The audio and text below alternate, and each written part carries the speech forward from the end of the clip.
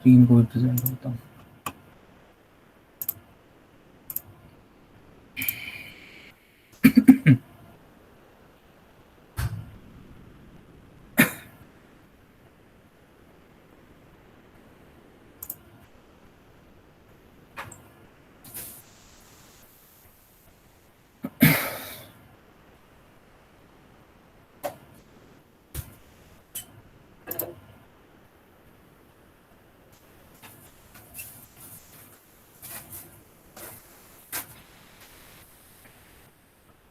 अच्छा जी, तो आज जो हम पढ़ेंगे इंशाल्लाह वो है जो हमारी डाटा भी आई हुई थी, करेक्टर और स्ट्रिंग की। ठीक है, तो इन दोनों को हम आज पढ़ रहे होंगे और मज़ीद जो हम पढ़ सके। ठीक है, तो इससे पहले किसी का कोई सवाल या कोई इशू, कोई चीज़ आपने डिस्कस करनी हो, कोई सवाल पूछना हो किसी का भी?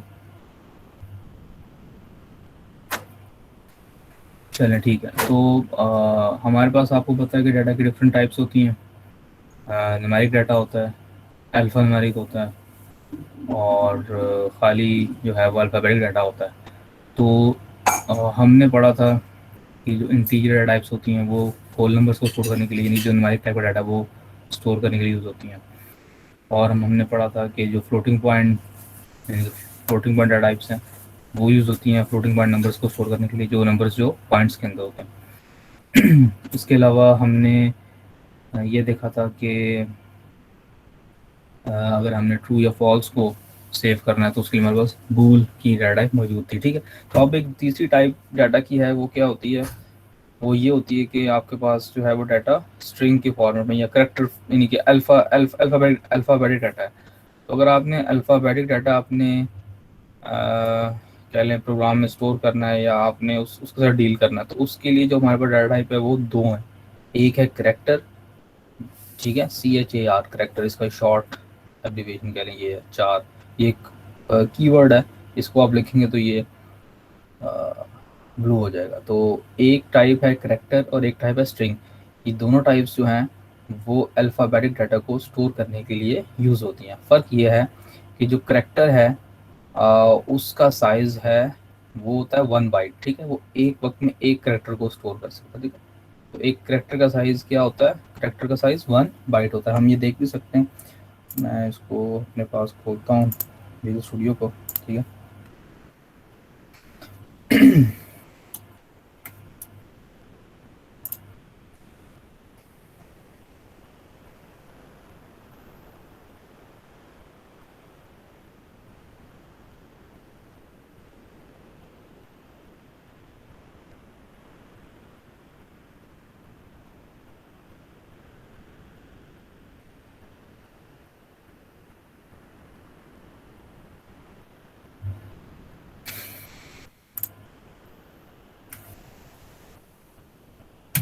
ठीक हो गया जी। हम देखते हैं, अगर हमने कोई करेक्टर टाइप का वेरिएबल क्रिएट करना है तो उसका सिंटेक्स क्या होगा? डाटा टाइप यानी कि CHAR करेक्टर। जैसे मैंने इसको CHAR लिखा तो ये एक कीवर्ड है और ये वो ब्लू हो गया। ठीक है, और CH, और मैं लिखता हूँ यहाँ पे कोई भी जो भी। अच्छा, जब भी आप करेक्टर देते हैं ना तो आप सिंगल कोट्स में देते हैं। ठीक है, ये याद रखना है आपने। स्ट्रिंग और करेक्टर में फ़र्क ये है कि स्ट्रिंग जो है डबल कोट्स के अंदर आती है, करेक्टर जो है सिंगल कोट के अंदर आता है। तो ये आपने याद रखना है। ठीक है, और एक करेक्टर में एक वक्त में एक वैल्यू जो है ना वो आएगी, एक अल्फ़ाबेट आएगा। ठीक है, और हम इसका साइज़ इंटरेस्टेड थे जानने में। तो साइज़ के लिए अगर मैंने किसी भी डाटा का साइज़ देखना हो तो हम कौन सा ऑपरेटर यूज़ करते हैं? कैसे मैं किसी भी डाटा का साइज़ फाइंड आउट कर सकता हूँ? Size of. सब शाबाश, साइज ऑफ। साइज ऑफ लिखोगे आप, और इसको चाहो तो वेरिएबल का नाम पास कर दो, या चाहो तो आप करेक्टर की डाटा टाइप या डाटा जो है वो पास कर दो। ठीक है, तो ये आपको जो है वो उसका साइज बता देगा। इसको मैं कंट्रोल F5 करके कंपाइल करके बिल्ड करता हूँ, तो बिल्ड करके इसको रन करता हूँ, तो आप देखेंगे कि एक करेक्टर जो है उसका साइज क्या है था? 1 बाइट। वन का मतलब है वो ये 1 बाइट है, तो 8 बिट्स 1 बाइट। ठीक है, तो इसको 1 बाइट मिलती है। ठीक है, और अगर मैं यहाँ पे CH लिख दूंगा तो ऑफकोर्स वो वाई प्रिंट कर देगा। ठीक है, स्क्रीन के ऊपर, क्योंकि उसमें एक वाई मौजूद है। ठीक है, तो हमने इस एग्जांपल में क्या किया, एक कैरेक्टर का वेरिएबल डिक्लेयर किया लाइन नंबर 17 में, और उसको साथ डिक्लेयर करते हुए इनिशियलाइज भी कर दिया, ठीक है। और उसको हमने उसका डिस्प्ले कर दिया सी आउट के जरिए उसकी वैल्यू को, तो ये वाई हमारे पास आ गया। और आप अगर इस तरह से करते हैं ना, लेट्स सी, तो ये क्या करेगा, यानी कि मैंने आपको बताया ना कि एक बाइट है तो एक वक्त में एक करेक्टर ही यानी कि एक करेक्टर ही करेक्टर वेरिएबल में स्टोर होगा, इससे ज़्यादा नहीं होंगे। अब अगर हम इस तरह का काम करते हैं कि हम एक करेक्टर को हमने 4 अल्फ़ाबेट असाइन करने की कोशिश की, तो हम देखते हैं क्या होता है। इसको रन करते हैं, तो बता सकता है क्या होगा वैसे बाय द वे।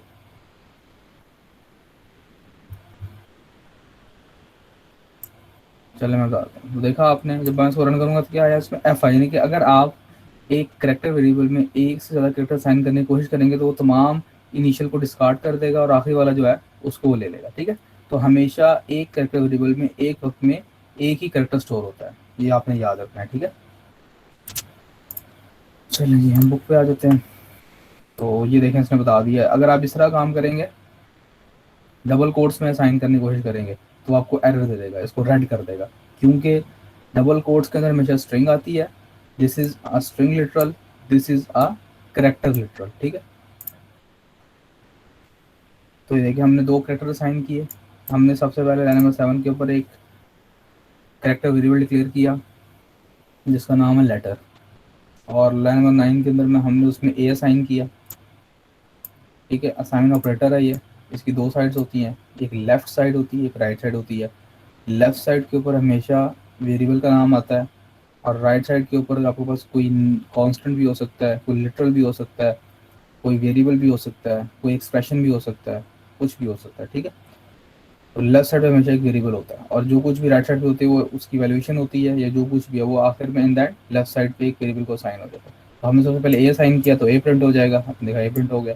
फिर बी असाइन किया तो उसके बाद बी प्रिंट हो जाएगा। अब देखें, जब आपने लाइन नंबर 11 के ऊपर लेटर को बी असाइन किया, तो लेटर में पहले ए मौजूद था, तो ए की जगह वो बी ओवर राइट हो गया, ठीक है। तो आपने ये याद रखना, एक वक्त में लेटर में एक ही करेक्टर स्टोर होता है, ठीक है, और उसको 1 बाइट एलोकेट होती है। और इसके बिहाइंड द सीन जो, यानी कि आपको याद होगा हमारे पास जो है ना आस्की टेबल था, हमने आस्की कोड्स पढ़े थे हम सेमेस्टर 1 के अंदर, ठीक है ना। आस्की टेबल कंप्यूटर कोड्स के बारे में हमने पढ़ा था, बी सी डी एप्सिडिक, और हमने आस्की करेक्टर आस्की कोड पढ़े थे। तो बेसिकली बिहाइंड द सीन क्या होता है, जब आप एक करेक्टर स्टोर करते हो तो एक्चुअली वो उसका आस्की कोड जो है वो सेव करता है अपने पास, ठीक है, वो स्टोर करता है। तो हमें पता है, अब आपने ये बात याद रखनी है, ये बड़ी इंपॉर्टेंट है कि हमारे पास जो है वो जितने भी करेक्टर्स हैं वो एज ए करेक्टर पीछे स्टोर नहीं होते, बल्कि उनके आस्की कोड जो है वो सेव हो रहे होते हैं, ठीक है। तो जो आस्की कोड है उसमें ऐसा है कि हमारे पास जो कैपिटल ए है उसका आस्की कोड है 65 से स्टार्ट होता है, ठीक है। और बी के लिए ऑफ कोर्स, कैपिटल बी के लिए ऑफ कोर्स वो 66 होगा, फिर इस तरह से आगे चलते चले जाए। और जो हमारे पास स्मॉल ए है उसका आस्की कोड है जी 97, ठीक है जी। और हमारे पास जो zero character, zero character, zero भी करेक्टर है, मतलब अगर हम जीरो, आप जीरो को इस तरह से लिखोगे ना कोड्स में, तो this is not numeric zero, this is character zero. Character zero और न्यूमेरिक जीरो में फ़र्क है। तो जो करेक्टर जीरो है उसका कोड क्या है जी 48, ठीक है। और इससे ऑनवर्ड्स आ गए, 9 का कोड क्या होगा 57, ठीक है। तो ये आपने याद रखना है कि एक जो करेक्टर्स होते हैं वो बिहाइंड द सीन उनका आस्की कोड सेव हो रहा होता है, ठीक है।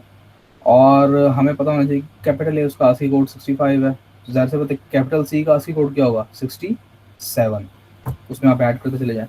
और ए का जो आस्की कोड है वो 97 है, और ज़ीरो का 48 है। और इसका टेबल भी आपको जो है वो नेट पे मिल जाएगा, आस्की टेबल, जिसमें हर एक करेक्टर के अगेंस्ट उसका कोड लिखा हुआ है, आस्की कोड लिखा हुआ है, ठीक है।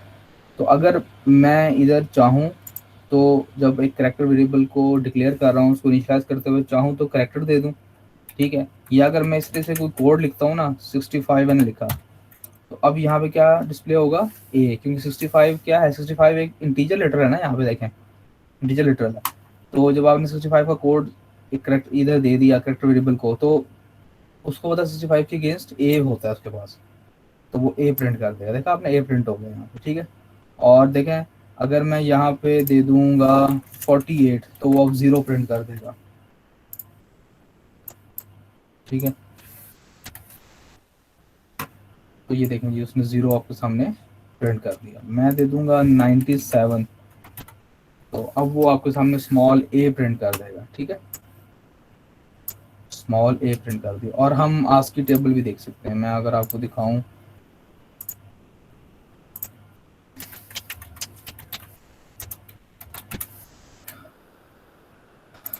तो ये देखें ये आस्की टेबल हमारे पास मौजूद है,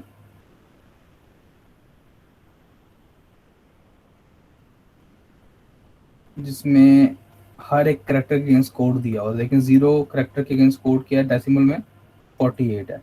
और हम देख लेते हैं एस, कैपिटल एस का कोड क्या है 83 है, ठीक है। तो आप चाहें तो करेक्टर दे दें सिंगल कोड्स में, चाहें तो उसका आस्की कोड दे दें।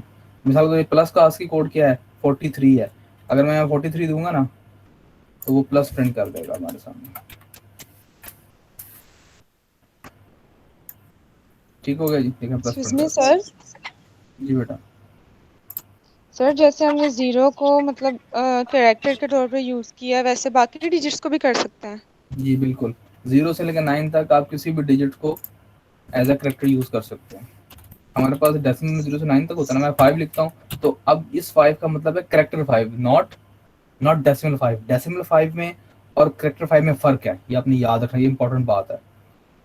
करेक्टर 5 में सर और ये डेसिमल सिंगल 5 में, कोड में होगा वो, हाँ जी सिंगल कोड और में वो है। कोड के बगैर होगा? हाँ जी कोड के बगैर होगा, और इसमें इसकी आस्की वैल्यू है एक्चुअली, इनके बिहाइंड द सीन इसकी आस्की वैल्यू सेव हो रही है 48 है इसकी आस्की वैल्यू क्या होगी भला, इसकी आस्की वैल्यू होगी जनाब 53 होगी।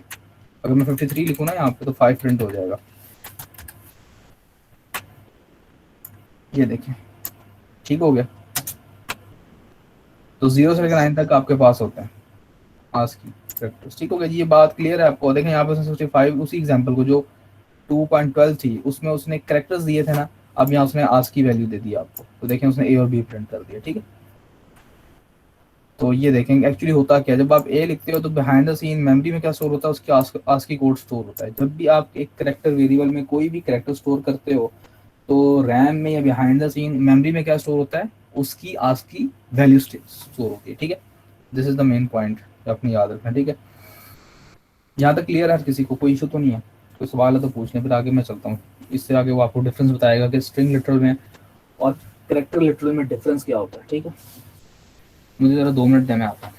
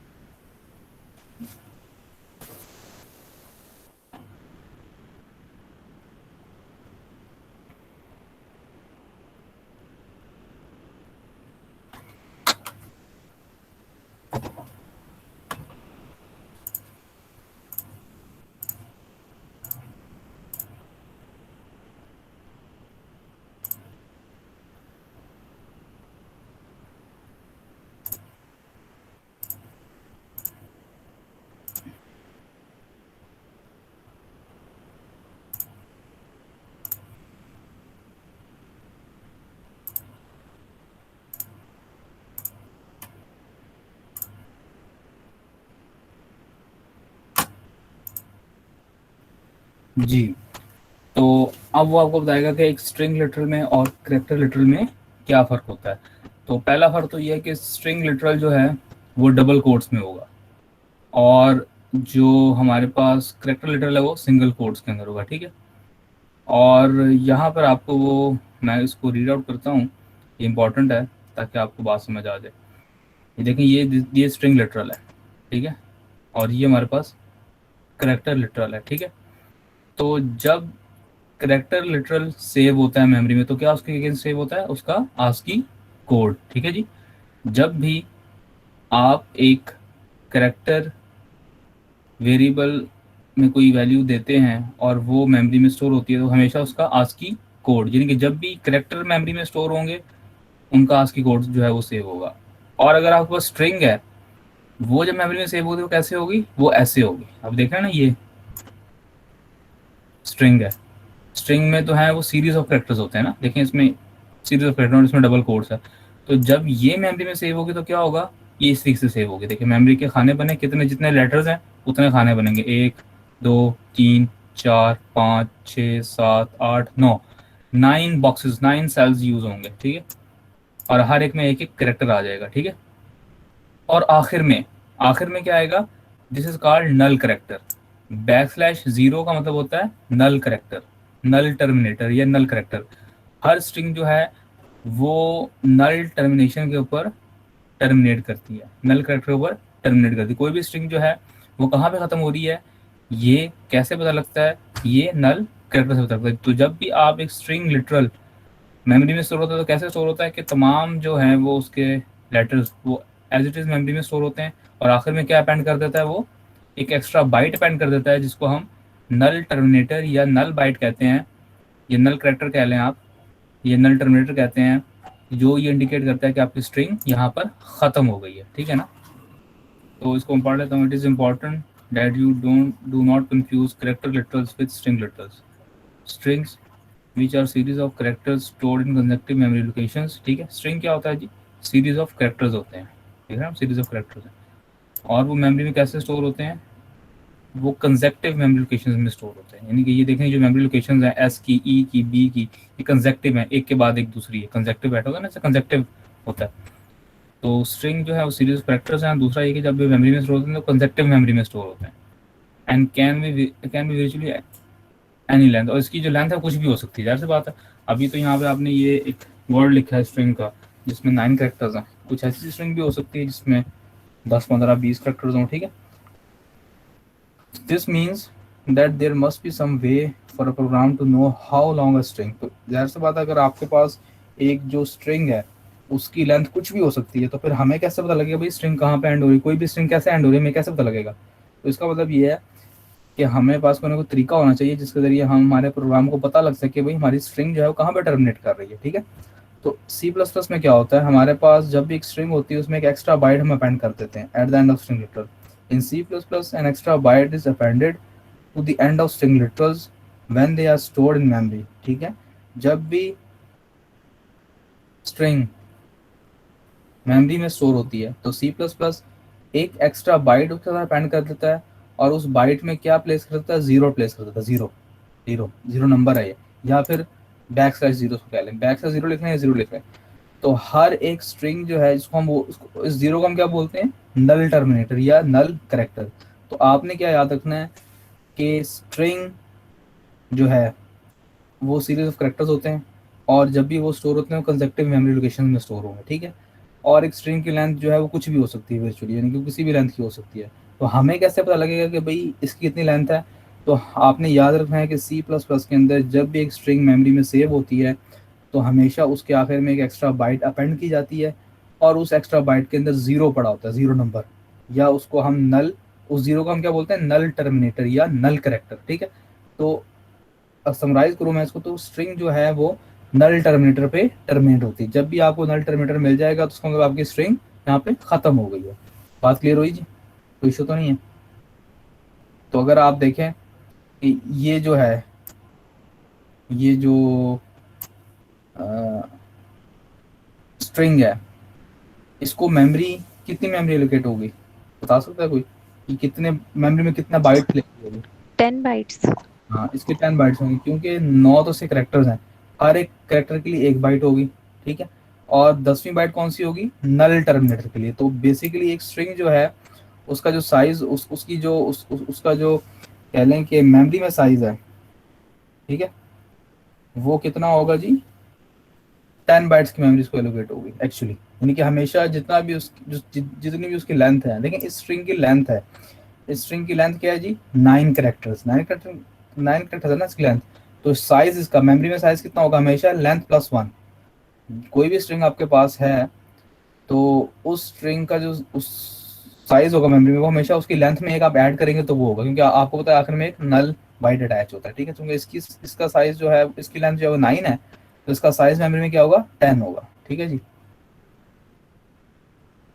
Excuse me sir. जी बेटा। सर अभी हमने ऊपर पढ़ा था कि जैसे अगर हमने उसे वैल्यू साइन की है ए, तो बाद में हम उसे वैल्यू बी दे दें तो वो उस मतलब उसके ऊपर यानी कि स्टोर हो जाएगी। सर ओवर लेकिन सर ओवर लेकिन अभी आपने कहा कि मतलब करेक्टर में जो है वो एक ही वो स्टोर होता है, तो फिर वो दो कैसे वो मतलब वो उसे क्या खत्म कर देगा पिछले वाले को? आपके सवाल को मैं प्रॉपर समझ, आप किसकी बात करी, करेक्टर की बात करेंगे, स्ट्रिंग की बात कर रही हैं, पहले ये बताएं। सर अभी जो हमने अभी ऊपर पढ़ा था ना, पूछिए। सर थोड़ा सा और ऊपर करें। हम्म और और पीछे चला जाऊं यहाँ पे। सर जैसे आपने कहा कि हमने यहाँ पे उसे वैल्यू ए दी हुई है, और अगर हम उसे मतलब अभी हाँ, किस ये तो बी नहीं दे। आप ये तो नहीं कह रहे जो मैंने ये किया था, इसकी बात कर रहे हो। सर नहीं, जैसे पहले उसे वैल्यू ए असाइन की, फिर उसके बाद वैल्यू उसी को ही वैल्यू बी असाइन कर दी। हाँ हाँ ठीक है बिल्कुल, ये वाली चीज़, हाँ ठीक है। जी। तो आपने कहा कि जो मतलब ए उसके ऊपर जो है वो बी आ जाएगा। बिल्कुल ऐसे ही। तो वो सर उसमें तो ऑलरेडी ए पड़ा हुआ है, तो उस करेक्ट एक ही करेक्टर स्टोर होगा एक मेमोरी में, मतलब हाँ दो तो देखो। नहीं ना हो सकते, तो फिर हाँ, वो। तो हाँ बिल्कुल सही है, देखिए ना, लेटर है, ये एक करेक्टर टाइप का, इसमें एक वक्त में एक लेटर सोर्ट हो सकता है। जब आपने लाइन नंबर 9 में इसको ए साइन किया तो इसमें ए आ गया, लेकिन लाइन नंबर 11 में जाके आपने क्या किया, इसको बी साइन कर दिया, तो बी जो है वो ए को मिटा देगा और बी को यानी कि ओवर हो जाएगा ना। इसकी मिसाल ऐसी है कि एक चेयर पे एक खाली एक बच्चा ही बैठ सकता है, तो जब अगला बच्चा आएगा तो जो पहला बच्चा बैठा वो उठेगा तो अगला बच्चा बैठेगा ना, यानी कि आपको समझ आ रही बात, ओवरराइड कर देगा, यानी कि बी जो है वो ए की वैल्यू को ओवरराइड कर देगा। अब इसमें बी स्टोर है, लाइन नंबर 11 के बाद जब भी आप लेटर को यूज करेंगे, इस्तेमाल करेंगे, तो उसमें क्या स्टोर होगा, बी स्टोर होगा। तो यही बात। Okay sir. ओवरराइड ओवरराइड का मतलब क्या होता है, आप ओवरराइड नहीं करते, ओवरराइड करना कि आप उस पर ओवरराइड कर देते हैं चीज को, पिछली चीज जो है वो खत्म हो जाती है, अगली चीज नई चीज उसमें आ जाती है। एक बॉक्स अगर आपके पास, उसमें आपने जो है एक बॉल रखी हुई है, तो अगर आप दूसरी बॉल डालेंगे तो पहली बॉल को निकालना पड़ेगा ना आपको, तो जो नहीं आने वाली बॉल है वो पहली बॉल को ओवरराइड कर देगी, तो ये ओवरराइड है। क्लियर है। Okay sir. Yes sir. अच्छा, तो यहाँ पे देखें कि इसमें और इसमें फिर क्या फ़र्क हुआ। दिस इज़, ये है सिंगल कोट्स में, ये है डबल कोट्स में, कोई बता सकता है इनमें क्या क्या फ़र्क है, इसमें से करेक्टर कौन सा और लिटरल स्ट्रिंग कौन सी है। सर करेक्टर पहला है, स्ट्रिंग दूसरी है, हम्म, और वो पहले वाला जो है उसमें दो बाइट्स लगेंगी और अगले वाले में एक। पहले वाले किसमें 2 बाइट्स लगेंगी, इसमें जी सर। इसमें 2 बाइट्स में लगेंगी। No sir.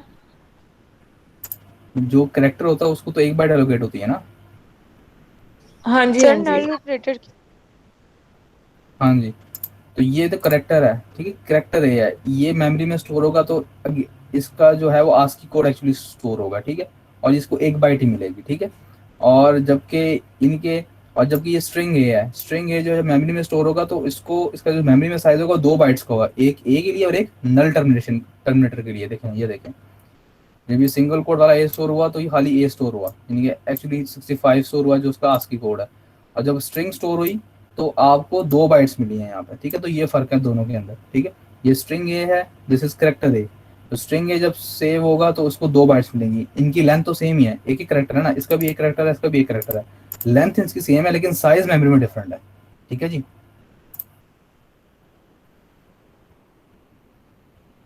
क्लियर है। ये देखो मेमोरी में ऐसे स्टोर होगा एक्चुअली, करेक्टर ए ऐसे स्टोर होगा मेमोरी में 65, और स्ट्रिंग ए वो ऐसे स्टोर होगा, आखिर में एक बाइट अपेंड हो रही होगी, नल बाइट, इसको नल टर्मिनेटर इसको बोलते हैं, ठीक है। यहाँ तक क्लियर है। Yes sir. और ऑफ कोर्स आप ये काम नहीं कर सकते, ठीक है ना। एक कैरेक्टर टाइप के अंदर आप स्ट्रिंग स्टोर नहीं कर सकते, एक कैरेक्टर में कैरेक्टर ही आएगा, ये करोगे तो ये इलीगल है, उसको वो कर देगा। और ये देखें यहाँ पर उसने दोबारा से एक एग्जांपल आपको दी है, ठीक है, वही वाली रिपीट की है, ए भी प्रिंट कर दिया उसने, ठीक है। तो ये कुछ इंपॉर्टेंट पॉइंट्स हैं, इसको हम पढ़ लेते हैं, बुलेट पॉइंट्स हैं। तो printable characters are internally represented by numeric code. Most computers use ASCII code for this purpose. So basically जो भी आपके पास कैरेक्टर्स हैं, प्रिंटेबल कैरेक्टर्स हैं, वो जब इंटरनली स्टोर होते हैं तो वो उनका ASCII कोड सेव हो रहा होता है। और characters normally occupy single byte of memory, तो एक कैरेक्टर को 1 बाइट मिलती है और हर कैरेक्टर जो 1 बाइट में स्टोर होता है मेमोरी के अंदर। स्ट्रिंग्स क्या होती हैं? Strings are consecutive sequences of characters that occupy consecutive bytes of memory. तो स्ट्रिंग जो है वो कंसेक्टिव सीक्वेंस ऑफ कैरेक्टर्स होता है जो कि मेमोरी में कंसेक्टिव बाइट्स जो है वो ऑक्यूपाई करता है, उसको इकट्ठी बाइट्स मिलती हैं जगह पे।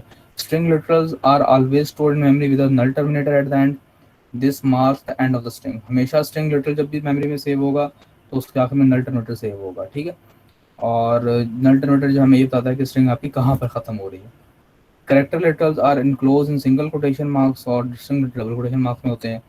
स्केप सीक्वेंसेस सच एज, जो स्केप सीक्वेंस होते हैं वो कैसे स्टोर होते हैं? वो एज सिंगल कैरेक्टर से स्टोर होते हैं। जितने भी हमने स्केप सीक्वेंस पढ़े थे ना शुरू में, बिल्कुल \n \t \b इस तरह की चीज़ें, तो ये जो स्केप सीक्वेंसेस कैरेक्टर्स हैं वो बेसिकली सिंगल कैरेक्टर के तौर पे स्टोर होते हैं, ठीक है जी। तो ये आपकी कैरेक्टर डेटा टाइप खत्म हो गई। तो आगे स्ट्रिंग के बारे में आपको बताएगा, ठीक है। तो स्ट्रिंग की डेटा टाइप है वो भी आप यूज़ कर सकते हैं। तो अगर यानी मुझे स्ट्रिंग डेटा टाइप यूज़ करनी है तो मुझे उसके लिए एक हेडर फाइल इंक्लूड करनी पड़ेगी, ठीक है। स्ट्रिंग की जो डेटा टाइप है वो इस हेडर फाइल के अंदर मौजूद है। जब आप हेडर फाइल अपनी प्रोग्राम में इंक्लूड कर लोगे तो आप स्ट्रिंग टाइप का वेरिएबल डिक्लेयर कर सकते हो, स्ट्रिंग, ठीक है, स्पेस और str में कह देता हूँ, और इसमें दिस इज अ स्ट्रिंग, ठीक है जी। और cout str, ठीक है, हैंडल, ठीक है जी।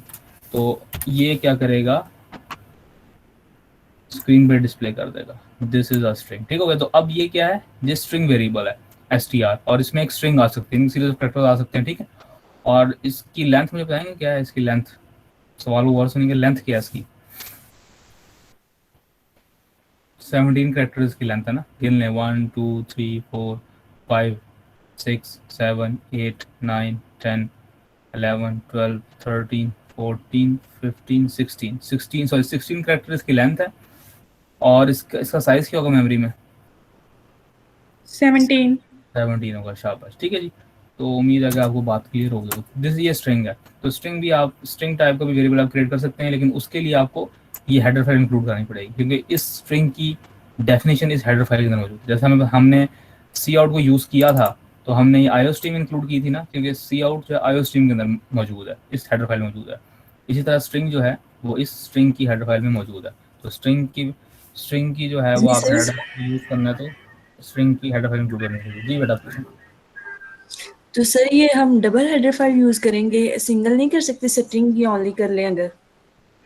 तो अगर आप आईओ स्ट्रीम वाली भी स्टिल वैसे जी जी जी अगर आईओ स्ट्रीम वाले हटा दोगे तो स्ट्रीम वाली हाँ पूछें। तो सर स्ट्रीम वाली अगर हम हटा देते हैं तो फिर प्रोग्राम रन नहीं करेगा? हाँ नहीं करेगा ना। फिर हम सी आउट नहीं यूज कर सकते। सी हाँ शाबाश, ही बताया बच्ची ने, सी आउट देखो, सी आउट उसने रेड कर दिया, उसको सी आउट को नहीं पता। तो बेसिकली हमने आईओ स्ट्रीम को सी आउट के लिए रखा था अपने पास। आप देखें सही हो जाएगा, ठीक है। दोनों को यूज़ करना पड़ेगा क्योंकि हमें सी आउट के लिए आईओ स्ट्रीम चाहिए, स्ट्रिंग के लिए स्ट्रिंग वाली इंक्लूड चाहिए, ठीक है। सर नेम स्पेस इसके लिए भी एसटीडी देगी? अच्छा ये हाँ, नेम स्पेस जो है वो बेसिकली हम इसलिए बताते हैं यहाँ पे कि अगर मैं इनकी जो नेम स्पेस, हाँ नेम स्पेस एसटीडी रहेगी, बिल्कुल ऐसा ही है। और नेम स्पेस जो हम यूज़ कर रहे हैं वो सी आउट के लिए यूज़ कर रहे हैं, एक्चुअली सी आउट के लिए यूज़ कर रहे हैं, ठीक है। यानी कि अगर मैं इसको नहीं ना यूज़ करता नेम स्पेस को तो क्या होगा, अब ये होगा, वो कहेगा लो जी ये क्या है, किसका पार्ट है। अब मुझे क्या करना पड़ेगा, अब मुझे ये करना पड़ेगा, अगर मैं उस एसटीडी को वहाँ से डाल देता हूँ तो मुझे ये करना पड़ेगा, एसटीडी इस नेम स्पेस के अंदर जाओ, और ये जो डबल कॉलन लगाया ना मैंने, डबल कॉलन, इस डबल कॉलन का मतलब है स्कोप, ये डबल कॉलन जो है ये स्कोप रेजोल्यूशन ऑपरेटर है, स्कोप रेजोल्यूशन ऑपरेटर है। तो अब मुझे ये करना पड़ेगा, अब ये चलेगा, देखें अब ये प्रोग्राम रन किया। तो यानी कि चूंकि आपको पता है कि ये सी आउट, ये एंडल, ये स्ट्रिंग, ये तमाम जो है किसका पार्ट है, एसटीडी नेम स्पेस का पार्ट है। तो दो तरीके थे इसके, या तो आप हर बार जब इसको यूज़ करो तो ये एसटीडी साथ में लगा दो, हर एक के साथ सी आउट पर एसटीडी लगाओ, हर एक अब हर एक के साथ लगाओ। या दूसरा तरीका क्या है कि आप यहाँ शुरू में प्रोग्राम में बता दो भाई मैं अपने प्रोग्राम में ये नेम स्पेस यूज़ कर रहा हूँ, फिर आपको ये काम करने की ज़रूरत नहीं है, हर जगह ये लगाने की ज़रूरत नहीं है। तो इसलिए मैंने एसटीडी यूज़ की थी शुरू में, लेकिन अब चल जाएगा ये। तो उम्मीद करता हूँ आपको समझ भी आ गई हमने एसटीडी क्यों यूज़ की, नेम स्पेस एसटीडी क्यों यूज़ की। ठीक है, अब देखें चल गया ऐसे। तो ये यूज़ नहीं करोगे तो आपको हर जगह लिखना पड़ेगा फिर एसटीडी के साथ। ठीक है जी, तो इसकी अगर हम बात करें, ये स्ट्रिंग है, ठीक है।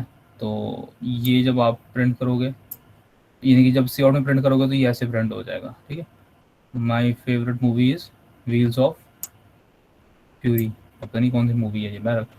ठीक है जी, तो इस स्ट्रिंग जो है, ये स्ट्रिंग, इसकी लेंथ कितनी है जी, 1 2 3 4 5 6 7 8 9 10 11 12 13 14 लेंथ है, और इसको मेमोरी में साइज कितना मिलेगा, 15 बाइट्स का। ठीक है, आखिर में नल कटर होगा। ठीक है भैया, तो ये प्रिंट हो जाएगा ऐसे। ठीक है जी, तो ये आपकी स्ट्रिंग डाटा भी खत्म हो गई। चेक करने क्वेश्चंस हैं, इनको आप सॉल्व कर लीजिएगा। ठीक है, इसमें कोई प्रॉब्लम तो हेलो जी पूछें। सर, ये जो हम स्ट्रिंग ये दे रहे हैं, ये तो पहले भी हम सी आउट के साथ देते रहे हैं, तो अभी हाँ जी, अगर स्ट्रिंग के साथ ना भी दें तो सी आउट वाला चल नहीं जाएगा सर? बस हाँ जी बिल्कुल। वो देखिए ना, दिस इज स्ट्रिंग लिटरल, ये आप सी आउट में पहले देते रहे हैं शुरू से, हमने शुरू इसी से किया था। लेकिन अब ये एस टी आर के ये वेरिएबल है ना, ये वेरिएबल है, अब आपने स्ट्रिंग इसमें स्टोर कर दी है। ये वेरिएबल है ना, वेरिएबल डाटा को स्टोर करने के लिए यूज होता है ना। तो वेरिएबल जो है उसमें डिफरेंट टाइप का डाटा आ सकता है डिपेंडिंग अपॉन टाइप। अगर तो वो इंटीजर वेरिएबल है तो उसमें जीरो, यानी कि जो आपके पास इंटीजर लिटरल है वो आएंगे। अगर वो फ्लोटिंग पॉइंट का वेरिएबल है तो उसमें आपके पास डेसिमल यानी पॉइंट्स वाले नंबर आ जाएंगे। और अगर आपके पास करैक्टर है तो उसमें करैक्टर्स आएंगे, अगर आपका स्ट्रिंग है तो उसमें स्ट्रिंग आएगी। तो हम ये वेरिएबल्स पढ़ रहे हैं, हमने जो डाटा टॉपिक पढ़ा ना यहाँ पे, इसके बाद 2.5 से आगे जो हमने टॉपिक्स पढ़े हैं, 2.6 से लेकर 2.10 तक हमने पढ़ लिया हुआ है। ये सारी आपको डाटा टाइप इंट्रोड्यूस करा रहा है, यानी कि डाटा टाइप। अगला देखे ना, पहला स्टेप उसने आपको ये बताया कि आप एक C++ प्रोग्राम के जरिए कुछ आउटपुट कैसे कर सकते हैं कंसोल के ऊपर। ठीक है, आउटपुट करना उसने आपको सिखा दी। आउटपुट आप नंबर भी कर सकते हैं, और आउटपुट आप जो है वो कोई स्ट्रिंग भी कर सकते हैं। ठीक है, अब आगे वो आपको डाटा टाइप बता रहा है, क्योंकि अगला काम ये है कि आप अपने प्रोग्राम में कोई डाटा को सेव कर सकें। अब आगे आगे हम इंशाल्लाह पढ़ेंगे हम इनपुट कैसे लेते हैं यूज़र से, और फिर हमने अगर दो नंबरों को सम करना है, हमने कुछ तरह की चीज़ें परफॉर्म करनी है तो कैसे करेंगे। ठीक है, तो अभी उसने आपको जो अगला इंट्रोडक्शन कराया है वो डाटा टाइप्स का करवाया, ताकि आपको पता हो कि हमारे पास ये डिफरेंट डाटा मौजूद हैं और इस टाइप के हम वेरिएबल बना सकते हैं और हम इसको यूज़ कर सकते हैं। इंशाल्लाह जब हम आगे पढ़ेंगे ना तो उसका यूजेज आपके सामने आता जाएगा आहिस्ता आहिस्ता। ठीक है, और ये चेक करने क्वेश्चन लाजमी कीजिएगा, इससे जो है ना वो आपकी प्रैक्टिस अच्छी हो जाएगी। ठीक है, तो लेट्स मूव फॉरवर्ड।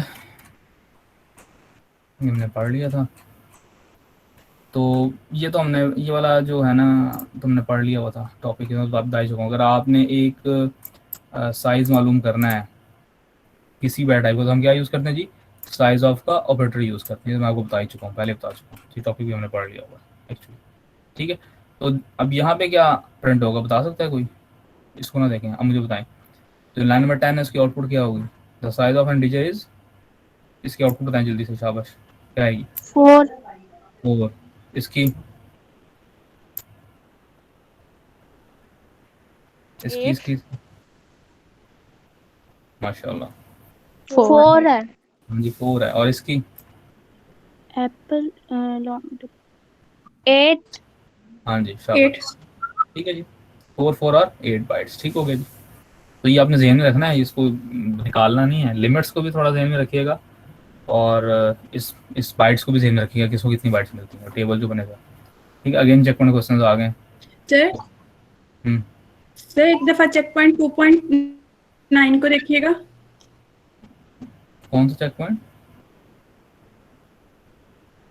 सर 2.9। अच्छा,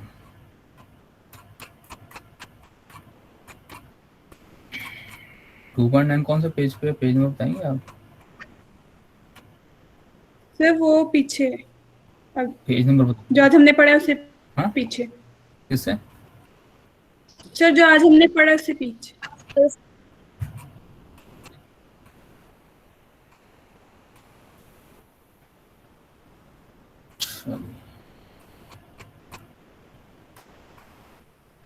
हाँ जी, सही है सर। इसका पार्ट भी देखिएगा कि इसकी रेंज में 4 बाइट्स किस तरह आता है, मतलब इंट कैसे आता है इसकी। ये जो रेंज उसने लिखा हुआ है ना -40,000 से +40,000 तक, तो ये रेंज में किस तरह आता है इंट में। और ये आपको क्या है? Refer data type list in table 2.6 for these questions. If a variable needs to hold number range between 32 to 6000, what data type would be best? हाँ जी, तो इसने आपको क्या किया है, तो टेबल आपको 2.6 दिखाया था जिसमें आपने उसमें आपको रेंजेस बताई थी, उससे रिलेटेड आपसे क्वेश्चन पूछ रहा है। वो कह रहा है कि अगर आपके पास ऐसा रिक्वायरमेंट है कि आपको जो वेरिएबल की रेंज है वो ये है, तो आप कौन सा वेरिएबल यूज़ करेंगे, टाइप कौन सी यूज़ करेंगे, ये पूछ रहा है आपसे। सर इसका तो है ना अनसाइन इंट शॉर्ट इंट इसमें यूज हो जाएगा। अनसाइन शॉर्ट इंट यूज हाँ, होगा। क्यों होगा? अनसाइन एंड भी तो यूज़ हो सकता है। अनसाइन शॉर्ट एंड क्यों यूज़ करूँगा मैं? सर क्योंकि वो इसकी रेंज में आता है। रेंज में तो अनसाइन एंड भी आता है। सर टेबल निकाल लेती थी। हाँ, मैं टेबल निकाल लेता हूँ, लेकिन रेंज में तो देखा 32 से लेकर 6000 है ना।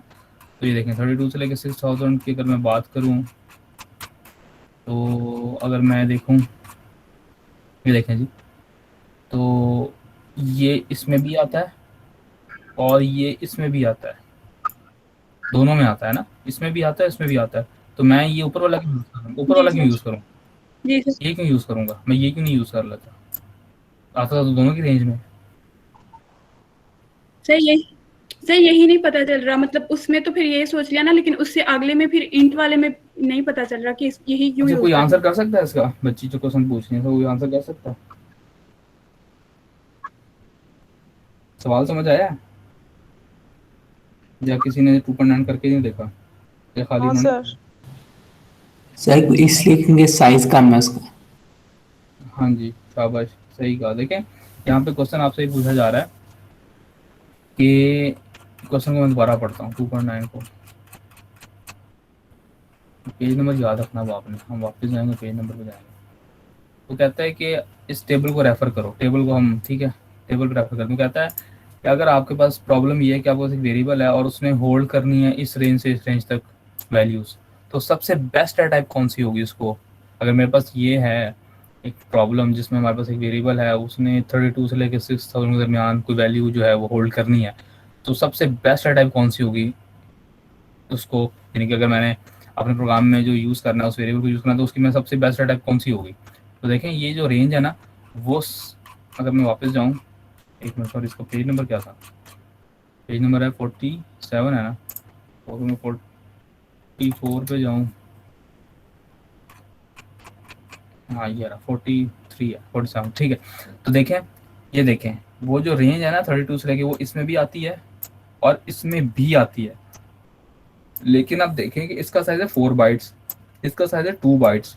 क्योंकि इसका साइज़ कम है, तो ज़ाहिर सी बात है जो प्रोग्राम मेरा कम साइज़ लेगा, जो वेरिएबल मेरा कम साइज़ में काम कर रहा है, वो मैं यूज़ करूँगा ना, वो बेस्ट है ना यहाँ पे यूज़ करने के लिए, क्योंकि इसमें स्पेस का जो ज़िया है वो कम होगा ना, 2 बाइट्स है। ठीक है, इसमें 4 बाइट्स में इसमें भी कर सकता हूँ, लेकिन फ़ायदा नहीं है ना मुझे, क्योंकि 4 बाइट्स लेने की ज़रूरत क्या है जब मेरा काम 2 बाइट्स में हो रहा है। 4 बाइट्स लेने की क्या ज़रूरत है?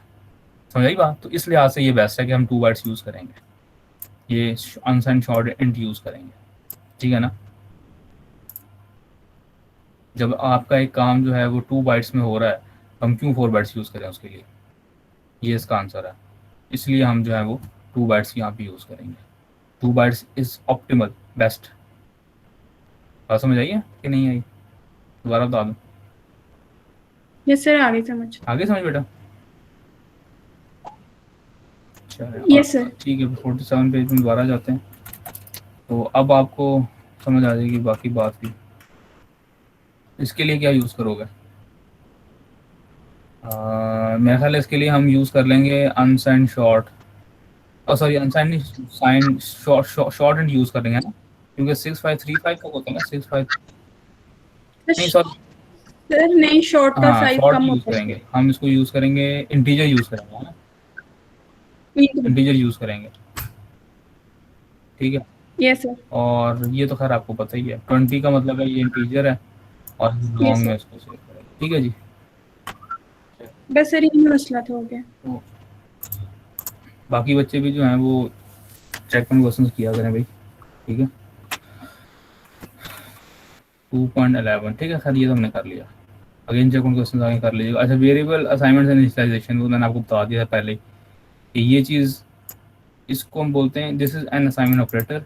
अगेन दोबारा से रिपीट करता हूँ जल्दी से। इसकी लेफ्ट साइड होती है, राइट साइड होती है। लेफ्ट साइड पे हमेशा वेरिएबल होता है, राइट साइड पे कोई नेम कॉन्स्टेंट भी हो सकता है, कोई लिटरल भी हो सकता है, कोई एक्सप्रेशन भी हो सकता है, कोई वेरिएबल भी हो सकता है, ठीक है। तो इसको हम बोलते हैं कि आप वेरिएबल को कोई वैल्यू असाइन कर रहे हो, ठीक है। और ये जो सिंबल है इसको हम बोलते हैं असाइनमेंट ऑपरेटर, ठीक है। लेकिन अगर आप ये काम करोगे तो ये गलत है, ठीक है। क्यों गलत है जी, बता सकते हैं कोई, ये क्यों गलत है, इनकरेक्ट क्यों है ये, जल्दी से बताएं। सर वेरिएबल का नाम वो डिजिट से शुरू नहीं हो सकता, या तो अंडरस्कोर हो या फिर।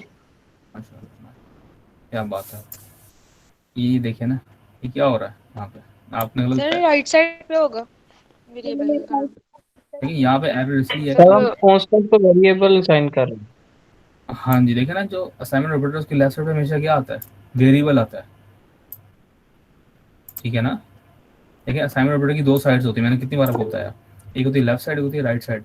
लेफ्ट साइड पे हमेशा क्या आता है, वेरिएबल का नाम आता है, क्योंकि जो भी राइट साइड पे होता है उसको उसने लेफ्ट साइड को असाइन करना होता है। तो अगर आप ये लिखोगे तो ये गलत है, क्योंकि इसकी लेफ्ट साइड पे क्या है, एक इंटीजर कांस्टेंट है, इंटीजर लिटरल है, तो गलत है ना। अब इसकी वैल्यू इसमें तो स्टोर नहीं ना कर सकता वो, तो ये इसलिए गलत है, ठीक है। और जब आप इस तरह का काम करोगे तो वो आपको इस तरह से एल वैल्यू का एरर दे देगा, एल वैल्यू।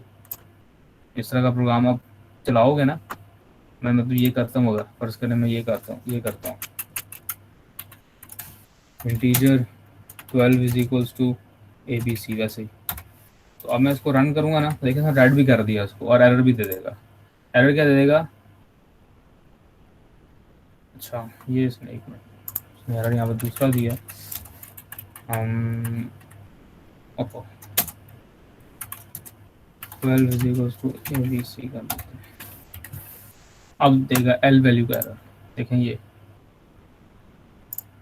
दे दी ना इसने error, expression must be modified able L value. तो ये एल वैल्यू, लेफ्ट वैल्यू जो है हमेशा एक वेरिएबल होनी चाहिए, तो उसने आपको ये एरर भी दे दिया जिस एरर को उसे खरीद कर रहा है, ठीक है। तो ये आपने याद रखना, ये मैं आपको बता चुका हूँ पहली बात है, ठीक है।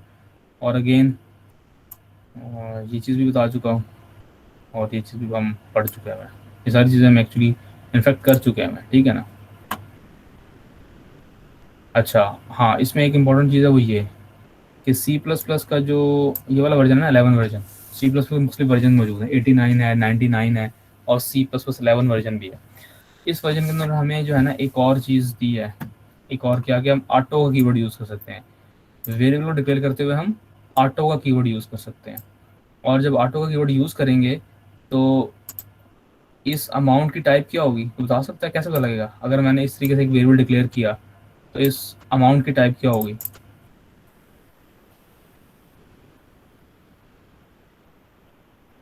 ठीक है। यहाँ पे वो आपको बताना चाह रहा है कि आप ऑटो के कीवर्ड से कोई वेरिएबल डिक्लेयर कर सकते हैं। सर जो वैल्यू से असाइन करेंगे उसके अकॉर्डिंग ही उसकी हाँ टाइप हो जाएगी। बिल्कुल, शाबाश। तो याद रखें, आप ऑटो के कीवर्ड से भी एक वेरिएबल डिक्लेयर कर सकते हैं। हम चाहें तो ऑटो के कीवर्ड से भी, ऑटो एक जो है वो कीवर्ड है, एक और कीवर्ड है, ठीक है, ऑटो नम, ठीक है। और ये देखें, जब आप ऑटो के कीवर्ड के ज़रिए एक वेरिएबल को डिक्लेयर कर रहे हैं तो उस वक्त, उस टाइम पे आपको उसको इनिशियलाइज करना भी लाजिम होगा, ठीक है। ये याद रखना है आपने, इंपॉर्टेंट बात है। जब भी आप ऑटो के कीवर्ड के ज़रिए कोई वेरिएबल डिक्लेयर करेंगे तो उसको आपने उसी टाइम पे इनिशियलाइज भी करना है, यानी कि डिक्लेयर करते हुए आपने उसको इनिशियलाइज करना भी लाजिम है। अगर डिक्लेयर करते हुए इनिशियलाइज नहीं करेंगे तो आपको एरर दे देगा, ठीक है। ये देखिए इसने एरर ऐड कर दिया ना, एरर दे देगा। और एरर भी दे देगा कि भी आप जब ऑटो के ज़रिए कोई वेरिएबल डिक्लेयर कर रहे हो तो साथ में उसको इनिशियलाइज भी करो, ठीक है। और होता ये है कि आप जब ऑटो के ज़रिए एक वेरिएबल डिक्लेयर करते हो और उसमें जिस टाइप का डाटा डालते हो उसकी टाइप वही बन जाती है। अब चूंकि 12 क्या है जी, 12 एक इंटीजर लिटरल है, तो नम की टाइप क्या होगी, इंटीजर हो जाएगी। अगर मैं इसको 12.6 कर दूंगा तो अब ये क्या है, एक डबल लिटरल है ना, तो इसकी टाइप क्या हो जाएगी, नाम की टाइप क्या हो जाएगी, डबल हो जाएगी। और अगर मैं इसको ये कर दूंगा अब इसकी टाइप क्या हो जाएगी, बताएं, करेक्टर करेक्टर। और अब अगर मैं ये कर दूंगा अब इसकी टाइप क्या हो जाएगी, स्ट्रिंग स्ट्रिंग, ठीक है जी। तो हम ऑटो के कीवर्ड के जरिए भी एक वेरिएबल को डिक्लेयर कर सकते हैं, लेकिन जब ऑटो के कीवर्ड के जरिए आप एक वेरिएबल डिक्लेयर करेंगे उस टाइम पे आपको उसको इनिशियलाइज भी करना लाजिम होगा, ठीक है। और जिस वैल्यू से आप उसको इनिशियलाइज कर रहे हैं उस वैल्यू के टाइप को देखते हुए सी प्लस प्लस ऑटोमेटिकली उस वेरिएबल को टाइप दे देगा। क्लियर है जी? इसको क्या टाइप में, इसको क्या टाइप मिलेगी, जल्दी से बताएं। Long int. कस्टमर, हाँ जी लॉन्ग, ठीक है। अच्छा जी, स्कोप, स्कोप से मुराद ये है कि एक वेरिएबल को आप उसके स्कोप में ही यूज़ कर सकते हो, आउटसाइड द स्कोप यूज़ नहीं कर सकते, ठीक है। ये आपने, ये इंपॉर्टेंट चीज़ है, इसको हम आगे जाके भी इंशाल्लाह मज़ीद तफसील से पढ़ेंगे, लेकिन यहाँ पे मैं कुछ बातें बता रहा हूँ, इसको आपने इंपॉर्टेंट जो है ना उसको और से सुनना है और इसको ज़हन नशीन कर लें। क्या एक वेरिएबल को आप उसके स्कोप के अंदर ही एक्सेस कर सकते हो, उसके स्कोप से बाहर एक्सेस नहीं कर सकते। पहली बात मैंने की आपको, ये क्या, एक वेरिएबल को आप उसके स्कोप के अंदर ही एक्सेस कर सकते हो, उसके स्कोप से बाहर एक्सेस नहीं कर सकते। और स्कोप क्या होता है, एक वेरिएबल का स्कोप उस वक्त स्टार्ट होता है जब आप उसको डिक्लेयर करते हो। एक वेरिएबल का स्कोप उस वक्त स्टार्ट होता है जब आप उसको डिक्लेयर करते हो। तो देखें, मैंने इस तरह से लिख दिया num इज इक्वल्स टू 2, ठीक है, और इधर आकर मैं लिखता हूँ int num। तो अब आप देखें कि बल्कि इनफैक्ट मैं कहता हूँ सी आउट num। तो देखें मैंने नंबर को पहले यूज़ कर रहा हूँ लाइन नंबर 19 के ऊपर, जबकि इसका स्कोप कहाँ से स्टार्ट होता है, लाइन नंबर 21 से स्टार्ट होता है। जब आप वेरिएबल को डिक्लेयर करते हैं तो उसका स्कोप स्टार्ट हो जाता है। तो मैं डिक्लेयर तो इस नंबर वेरिएबल को लाइन नंबर 21 पे कर रहा हूँ, लेकिन मैं उसको यूज़ ना कर रहा हूँ, उससे पहले यूज़ कर रहा हूँ, तो ये गलत होगा। वो आपको कहेगा कि अनडिफाइंड आइडेंटिफायर, एरर दे देगा अनडिफाइंड आइडेंटिफायर, कहेगा भाई नंबर को तो आपने डिफाइन ही नहीं किया, इसका स्कोप क्या है, अब मुझे पता ही नहीं है कि क्या चीज़ है, ठीक है। तो हर वेरिएबल अपने स्कोप में एक्सेसिबल होता है, आपने ये याद रखना है। और हर वेरिएबल को यूज़ करने से पहले आपको डिक्लेयर करना लाजिम है। अगर किसी वेरिएबल को डिक्लेयर किए बगैर यूज़ करोगे तो आपको वो एरर दे देगा। एरर क्या देगा, अनडिक्लेयर आइडेंटिफायर, अनडिक्लेयर आइडेंटिफायर का एरर दे देगा, ठीक है जी। जैसे यहाँ पर देखें, वैल्यू को आप यूज़ कर रहे हैं, डिक्लेयर तो आपने यहाँ पे किया, तो उसका स्कोप तो यहाँ से स्टार्ट हुआ है। और बेसिकली स्कोप क्या होता है कि जैसे मैं अगर बात करूँ ना, ये मेन फंक्शन है, मैंने आपको बताया था, हम फंक्शन को आगे पढ़ेंगे। तो इसका स्कोप क्या है, लाइन 17 से स्टार्ट होकर लाइन 24 तक जाता है, इसका स्कोप है ना। लेकिन इसको बंद कर दूंगा, देखेंगे बंद हो गया, एक्सपैंड हो गया, तो ये इसका स्कोप है। इसी तरह वेरिएबल्स के स्कोप्स भी होते हैं डिफरेंट, वो हम पढ़ेंगे आगे जाके जब हम फंक्शंस पढ़ेंगे और डिफरेंट ब्लॉक्स आ जाएंगे हमारे पास सामने, इफ एल्स वगैरह चीज़ें आएंगी, तो फिर हमें मज़ीद क्लियर होगा कि स्कोप से क्या मुराद है। लेकिन अभी के लिए, इस चैप्टर के लिए क्या है, पहली बात यह कि एक वेरिएबल जो है वो अपने स्कोप के अंदर ही एक्सेसिबल होता है। किसी भी वेरिएबल को आप अगर आपने यूज़ करना है तो उससे पहले आपको डिक्लेयर करना पड़ेगा। अगर आप किसी वेरिएबल को जो है वो डिक्लेयर किए बगैर यूज़ करोगे तो आपको वो एरर दे देगा। एरर क्या देगा, अनडिफाइंड आइडेंटिफायर, ठीक है, ये एरर दे देगा। और अर्थमेटिक ऑपरेटर्स, तो आपको पता है कि अर्थमेटिक जो है ऑपरेटर्स वो 5 होते हैं, हमारे पास ऐसे 4 होते हैं, लेकिन हमारे पास C++ में 5 है। तो अगर आपने एडिशन करनी है तो उसके लिए ऑपरेटर क्या है, ये प्लस का। सब्ट्रैक्शन के लिए क्या है, माइनस का। मल्टीप्लिकेशन के लिए स्टार का ऑपरेटर है, स्टैरिक। डिवीजन के लिए फॉरवर्ड स्लैश है। और मॉडुलस के लिए ये वाला ऑपरेटर है, ठीक है, परसेंटेज वाला, ठीक है। तो हम ऐसे ऐड करते हैं ना, देखिए ये टोटल है ना, ये असाइनमेंट ऑपरेटर है, तो ये एक वेरिएबल है कॉस्ट प्लस टैक्स, इस दोनों को हम ऐड कर रहे हैं, जो वैल्यू आएगी वो टोटल को असाइन हो जाएगी, और इसमें से हम टोटल में से टैक्स माइनस कर देंगे तो कॉस्ट आ जाएगी। बहरहाल तो ये उसमें आपको इसका, इस टेबल में 2.9 में आपको उसने अर्थमेटिक ऑपरेटर्स बता दिए हैं कि C++ में जो अर्थमेटिक ऑपरेटर्स हैं उनके सिंबल्स क्या हैं और उसको हम यूज़ कैसे करते हैं, आगे एग्जाम्पल करेंगे तो आपको समझ आ जाएगी बात, ठीक है जी। और टाइप क्या है सबकी, बाइनरी है, यानी कि बाइनरी ऑपरेटर है। एक बाइनरी ऑपरेटर वो ऑपरेटर होता है जिसको इवैल्यूएशन के लिए दो ऑपरेंड्स चाहिए। एडिशन को अगर आपने एडिशन करनी है तो आपको दो नंबर तो चाहिए ना, जिसको आप ऐड कर सको। जितने भी ऑपरेटर हैं सारे बाइनरी हैं। तो मॉडुलस क्या होता है, बेसिकली मॉडुलस होता है रिमाइंडर ऑपरेटर, यानी कि अगर आप लिखो इस तरह से, मैं लिखता हूँ जी 7 mod 2, तो आंसर क्या आएगा 1, ठीक है ना, कि एक रिमाइंडर बचेगा ना, 2 3 6 और 1 रिमाइंडर बच गया। तो ये जो मॉडुलस का ऑपरेटर है ये रिमाइंडर ऑपरेटर होता है। ठीक हो गया जी, क्लियर है। तो अब देखिएगा ये हम C++ में करते कैसे हैं काम, ठीक है। तो ये है इक्वल टू ऑपरेटर, ठीक है, असाइनमेंट ऑपरेटर। इसकी लेफ्ट साइड है, यहाँ पे हमारे पास एक वेरिएबल का नाम है और हम दो इंटीजर लिटर्स को ऐड कर रहे हैं। हम क्या कर रहे हैं, दो इंटीजर लिटर्स को ऐड कर रहे हैं। तो ऐसे हम करेंगे 4 + 8, तो 4 + 8 क्या होगा 12। तो आंसर अमाउंट में क्या आ जाएगा 12, यानी कि देखें ये है हमारे पास असाइनमेंट ऑपरेटर, ठीक है। इसकी दो साइड्स हैं, एक है लेफ्ट साइड, एक है राइट साइड। लेफ्ट साइड पे हमेशा वेरिएबल होता है, राइट साइड पे कोई वेरिएबल भी हो सकता है, कोई एक्सप्रेशन भी हो सकता है, और कोई जो है वो लिटरल भी हो सकता है। तो अभी हमारे पास राइट साइड पे क्या है, एक अर्थमेटिक एक्सप्रेशन है प्लस का, दो नंबर को आप प्लस कर रहे हो। तो 4 + 8 = 12, पहले ये एक्सप्रेशन वैल्यूएट होगा सबसे पहले, इन दोनों को सम किया जाएगा, जो आंसर आएगा उसको बाद में अमाउंट में रख दिया जाएगा। इस तरह से इन दोनों को माइनस किया जाएगा, जो आंसर आएगा वो टेम्परेचर में रख दिया जाएगा।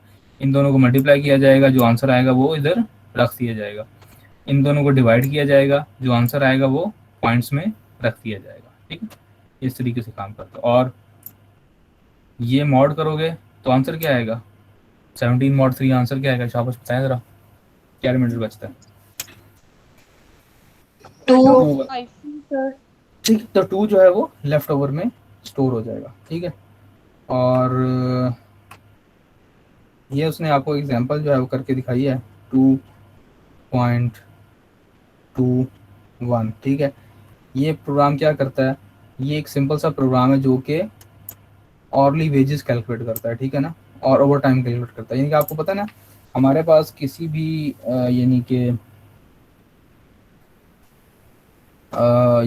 एक एम्प्लॉय है, उसका आपने वेजेस कैलकुलेट करनी है तो वो ऑरली वेजेस कैलकुलेट करेगा और ओवर टाइम कैलकुलेट करेगा। यानी कि अमूमन होता है ना भाई, आपको हम पर घंटा इतने पैसे पे करेंगे, तो जितने घंटे काम किया वो उससे मल्टीप्लाई हो जाएगा। अगर उसमें ओवर टाइम लगाया तो ओवर टाइम का अलग से रेट होता है, ठीक है। तो उसको मल्टीप्लाई करके तमाम को ऐड कर देते हैं, तो आंसर हमारे पास आ जाते हैं, टोटल ऑरली वेजेस आ जाती हैं, ठीक है। तो ये प्रोग्राम डेमोस्ट्रेट कर रहा है आपको, वो क्या कर रहा है कि आपने कैसे ऑरली वेजेस कैलकुलेट की। बेसिकली इस प्रोग्राम के ज़रिए वो आपको ये ऑपरेटर्स को यूज़ करना सिखाना चाह रहा है कि कैसे करते हैं ऑपरेटर यूज़, ये अर्थमेटिक ऑपरेटर्स, ठीक है। तो देखें हमारे पास क्या है, ये इसने लाइन नंबर 7 में कितने वेरिएबल डिक्लेयर किए हैं। यहाँ पे हम एक लिस्ट ऑफ वेरिएबल डिक्लेयर कर रहे हैं जिसकी टाइप क्या है डबल, सब टाइप डबल। कितने 1 2 3 4 5 6 7 वेरिएबल्स डिक्लेयर किए हैं, जिनमें से कितने को उसने इनिशियलाइज कर दिया, शाबाश। कितने वेरिएबल्स को at time of declaration initialize किया इसने, जल्दी से बताएं। 4 को किया, ठीक है। 7 वेरिएबल डिक्लेयर किए हैं, 3 को उसने अनइनिशियलाइज रहने दिया, 4 को उसने इनिशियलाइज कर दिया, ठीक है। तो बेस पे रेट क्या है, पे रेट से मुराद ये है कि कितना पे पर आवर करते हैं, वो ये है। रेगुलर और ज़ाहिर सी बात है, एक जो वीक होता है उसमें 40 घंटे काम करना होता है ना। अमूमन स्टैंडर्ड ये है, जब भी कोई जॉब करता है, कोई काम करता है, तो उसमें ये होता है कि हर दिन आपको 8 घंटे काम करना है, ठीक है। 8 घंटे काम करना है और वीक में 5 डेज काम किया जाता है। तो 5 × 8 = 40, तो एक वीक में 40 घंटे काम किया जाता है। तो अगर कोई बंदा 40 घंटे से ऊपर काम करेगा ज़्यादा, उसका ओवर टाइम है, ठीक है। ओवर टाइम का रेट अलग से होता है। तो जो रेगुलर आवर्स है उसका रेट ये है, और जो ओवर टाइम है उसका रेट ये है, ठीक है। ओवर टाइम का रेट अमूमन ज़्यादा होता है, और ओवर टाइम और कितने हैं वो ये हैं, ठीक है। तो अगर मैं आपको सिर्फ अभी नीचे ना देखिएगा 15 से नीचे, अगर आपको ये डाटा दे दिया जाए, ये डाटा दे दिया जाए, तो आप इस डाटा को लेने के बाद ये मुझे बता सकते हैं कि टोटल जो वेजेस हैं वो कितनी होंगी। टोटल जो मुझे पे करना होगा एक एम्प्लॉय को जिसने 40 घंटे काम किया रेगुलर, और उसका रेट ये था, और 10 घंटे उसने ओवर टाइम लगाया और उसका रेट ये था। तो इसका मुझे आप बता सकते हैं कि इसकी जो है वो क्या होगी टोटल जो मुझे पे करना होगा, उसकी वेजेस क्या बनेंगे, टोटल वेजेस।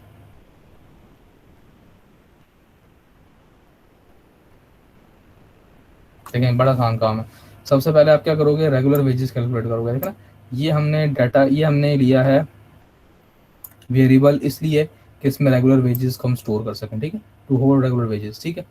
और ये वाला हमने वेरिएबल इसलिए लिया है कि हम ओवर टाइम की वेजेस को कैलकुलेट कर सकें। तो टोटल वेजेस क्या होंगी, regular wages plus overtime wages, है ना। सिंपल सी बात है, ये मैथ का क्वेश्चन है कि हमने जो है वो सबसे पहले रेगुलर वेजेस कैलकुलेट करनी है। किसी भी एम्प्लॉय की जो टोटल वेजेस है वो किसके इक्वल होंगे, regular wages plus overtime wages. जो उसने रेगुलर काम किया उसकी वेजेस को ऐड कर लें, और जिसने ओवर टाइम किया काम किया उसकी वेजेस को ऐड कर लें, दोनों को ऐड कर लेंगे तो जो आंसर हमारे पास आएगा टोटल वेजेस होंगे। अच्छा, रेगुलर वेजेस को अगर आपने कैलकुलेट करना है तो उसका तरीका क्या है, उसका तरीका ये है कि जो उनकी बेस पे रेट है उसको मल्टीप्लाई कर दें रेगुलर और के साथ, तो आपके पास क्या आ जाएगा, रेगुलर वेजेस आ जाएंगी। अगर ओवर टाइम की वेजेस आपने कैलकुलेट करनी है तो उसका तरीका क्या है कि ओवर टाइम पे रेट को मल्टीप्लाई कर दें ओवर टाइम आवर्स के साथ, तो आपके पास क्या आ जाएगा, ओवर टाइम वेजेस आ जाएंगे। तो देखें यहाँ पे उसने क्या किया है, यहाँ पे उसने कमेंट भी दे दिया आपको कि मैं ये रेगुलर वेजेस कैलकुलेट कर रहा हूँ। तो इसमें क्या किया उसने, ये साइमन ऑपरेटर यूज़ किया। इसके लेफ्ट साइड पे क्या है, एक वेरिएबल है, राइट साइड पे क्या है, एक अर्थमेटिक एक्सप्रेशन है, ठीक है। और हम दो नंबर्स को मल्टीप्लाई, दो वेरिएबल्स को मल्टीप्लाई कर रहे हैं बेसिकली। ये देखो दो, ये भी वेरिएबल है, ये भी वेरिएबल है, इन दोनों को आप मल्टीप्लाई कर रहे हो, ठीक है। इसमें जो भी पड़ा होगा वो मल्टीप्लाई होगा। इसमें क्या पड़ा जी 18.25, और इसमें क्या पड़ा है 40.0, तो इन दोनों को मल्टीप्लाई किया जाएगा, दोनों का टाइप डबल है तो आंसर भी डबल में आएगा, और वो फिर इसको साइन कर दिया जाएगा। इसी तरह यहाँ पे होगा ओवर टाइम वेजेस है, ये भी वेरिएबल है, ये भी वेरिएबल है, इन इसकी वैल्यू 27.78 है, इसकी वैल्यू 10 है, इन दोनों को मल्टीप्लाई किया जाएगा, आंसर इसमें आ जाएगा। और फिर एट द एंड आप क्या करोगे, टोटल वेजेस किसके इक्वल है, regular wages plus overtime wages, इन दोनों को ऐड अप किया जाएगा और इसमें आंसर स्टोर कर दिया जाएगा। फिर अब हम इसको डिस्प्ले कर देंगे। तो टोटल वेजेस क्या बनी जी, $1007। ठीक हो गया जी। कितना बनता पाकिस्तानी, बता सकता है कोई जल्दी से, आजकल रेट क्या डॉलर का।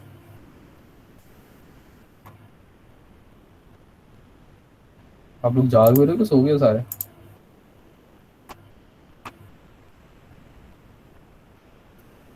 माशाल्लाह। ये ना हो कि मैं अकेले ही बोलता चला जाऊं और आप लोग सो रहे हो और एट द एंड जो है वो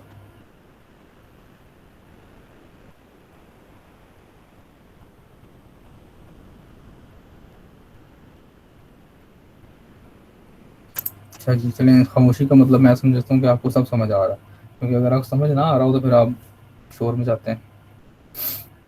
तो ठीक है जी, क्लियर है यहाँ तक। Yes sir. जी सर। अच्छा, अब इम्पोर्टेंट चीज़ है इंटीजर डिवीजन, इसको ज़रा समझना है आपने, ये इंपॉर्टेंट पॉइंट है, ठीक है। आप देखिए यहाँ पे हमने क्या किया है, एक नंबर जो है वो नंबर वेरिएबल डिक्लेयर किया है जिसकी टाइप क्या है, डबल है, ठीक है। अब देखें इस लाइन में हम क्या कर रहे हैं, इस लाइन में हम डिवीजन कर रहे हैं दो नंबरों को, 5 डिवाइडेड बाई 2। 5 की टाइप क्या है, बताएं जी, जल्दी से बताएं, 5 की टाइप क्या है, 5 क्या है बेसिकली, इंटीजर। हाँ जी इंटीजर लेटर। 2 क्या है, इंटीजर लेटर। आप answer integer literal. 5 divided by 2 answer क्या आएगा, 4 माशाल्लाह। फ्लोटिंग आएगा sir sir. 2 to the 4 sir, ये डिवाइड हो रहा है तो जी माशाल्लाह, आपको तो मैथ भी चाहिए खराब। सर इसका आंसर डेसिमल में आंसर आएगा सर इसका। हाँ, इसका आंसर क्या आएगा 2.5, ठीक है। तो इसका आंसर 2.5 नहीं आएगा एक्चुअली। क्यों नहीं आएगा, याद रखें, ये है डिवीजन का ऑपरेटर, ठीक है। और इसके दोनों ऑपरेंड्स जो हैं, दिस इज कॉल्ड ऑपरेंड्स, ये इनकी टाइप क्या है, इंटीजर। तो जिस टाइप, जो टाइप ऑपरेंड की होती है, ठीक है, वही टाइप जो है फिर रिजल्ट की भी आएगी। तो 5 डिवाइड बाई 2 दोनों इंटीजर हैं तो आंसर क्या आएगा, 2.5 नहीं आएगा। क्यों, 2 आएगा। तो होल नंबर्स आते हैं तो 0.5 को डिस्कार्ड कर देगा, इसका आंसर क्या आएगा, 2 आएगा। बेशक आप इसको डबल में स्टोर कर रहे हो, याद, ये इंपॉर्टेंट पॉइंट है, याद रखिएगा।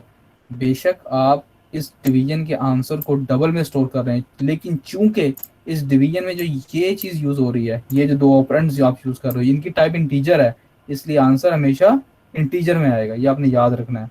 तो इसका आंसर 2.5 इसमें स्टोर नहीं होगा, 2 होगा, क्योंकि आपके पास 5 और 2 दोनों की टाइप क्या है, इंटीजर है। अगर मैं चाहता हूँ कि इसका आंसर 2.5 स्टोर हो तो मुझे किसी एक को क्या बनाना पड़ेगा, किसी एक ऑपरेंड को डबल करना पड़ेगा। तो देखें, अगर अगर इसको 5.0 कर दोगे या इसको 2.0 कर दोगे तो अब आंसर आपको 2.5 आएगा, ठीक है। तो this is an important concept, ये आपने याद रखना है। डिवीजन करते हुए जो ऑपरेंड्स होते हैं उनके टाइप पे डिपेंड करता है वो किस टाइप के हैं, उसमें आंसर आता है। तो चूंकि यहाँ पे टाइप दोनों की इंटीजर है तो आंसर भी इंटीजर में आएगा। अब यहाँ पे एक की टाइप डबल है और एक की टाइप इंटीजर, तब आंसर आपके पास डबल में आएगा। ठीक है, कैलकुलेटिंग परसेंटेज एंड डिस्काउंट्स। ठीक है जी, तो this is 2.22।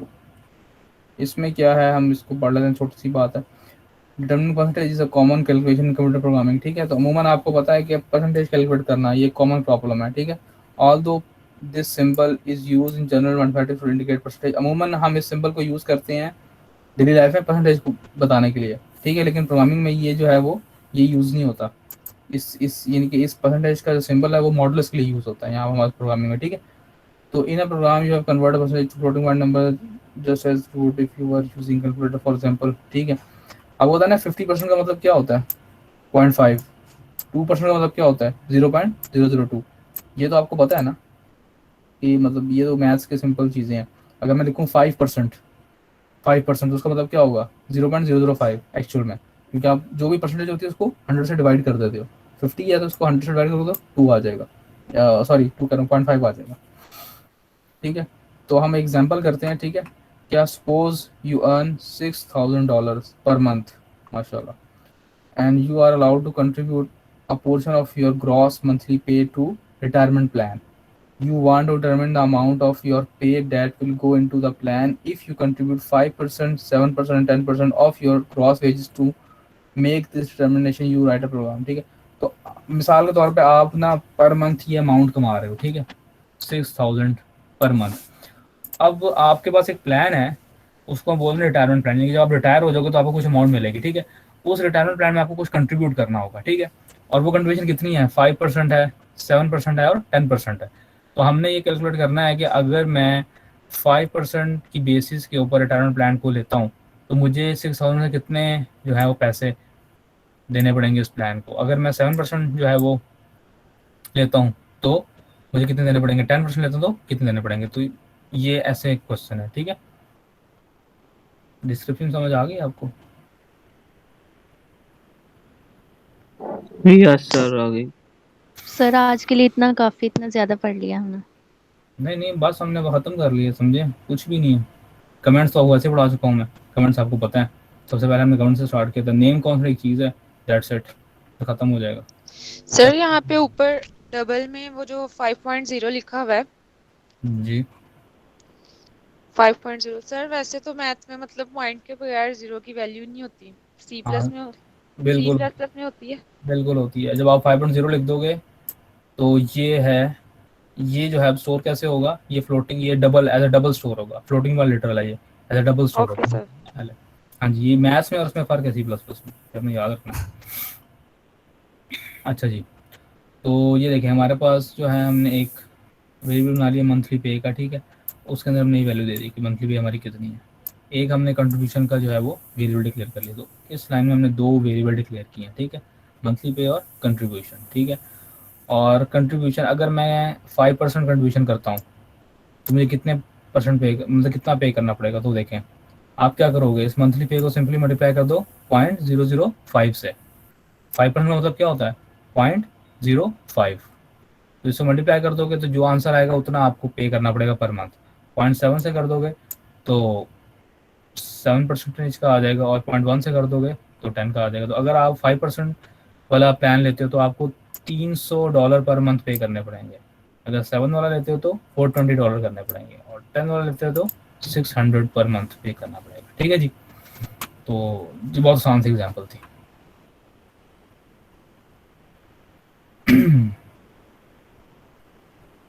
Calculating percentage discount.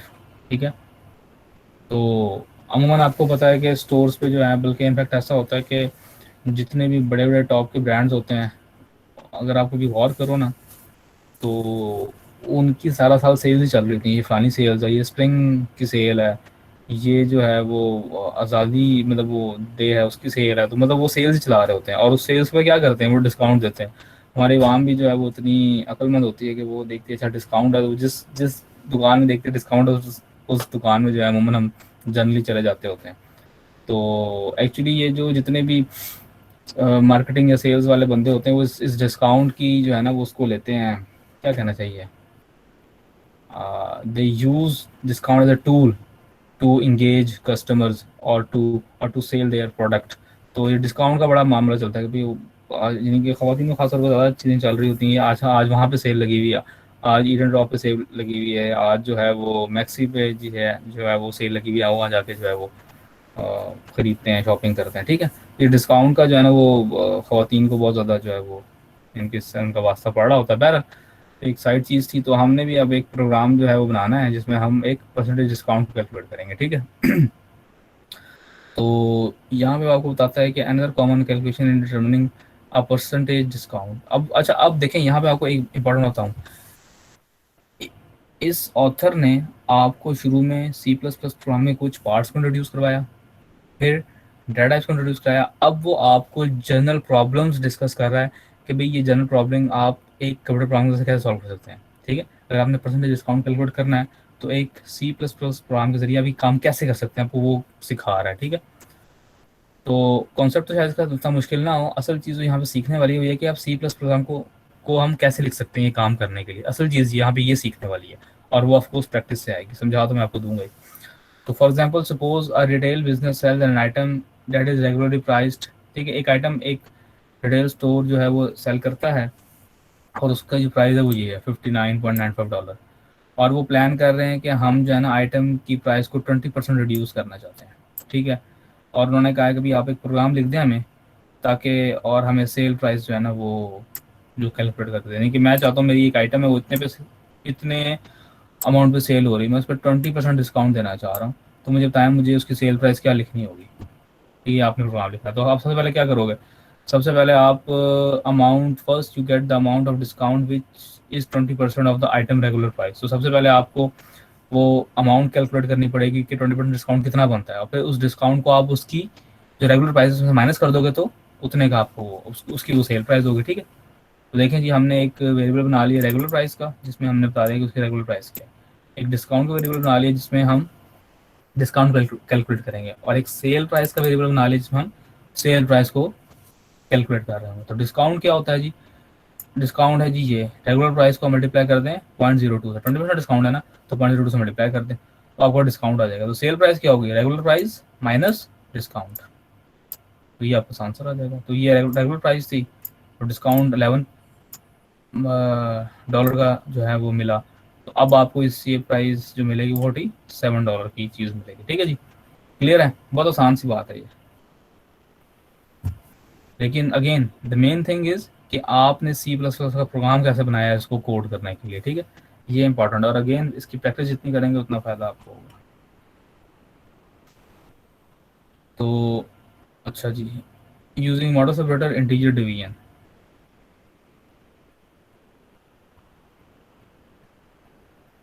हमारे पास एक प्रॉब्लम है, क्या है कि the model separator is surprisingly useful. For example, suppose you need to extract the rightmost digit of a number.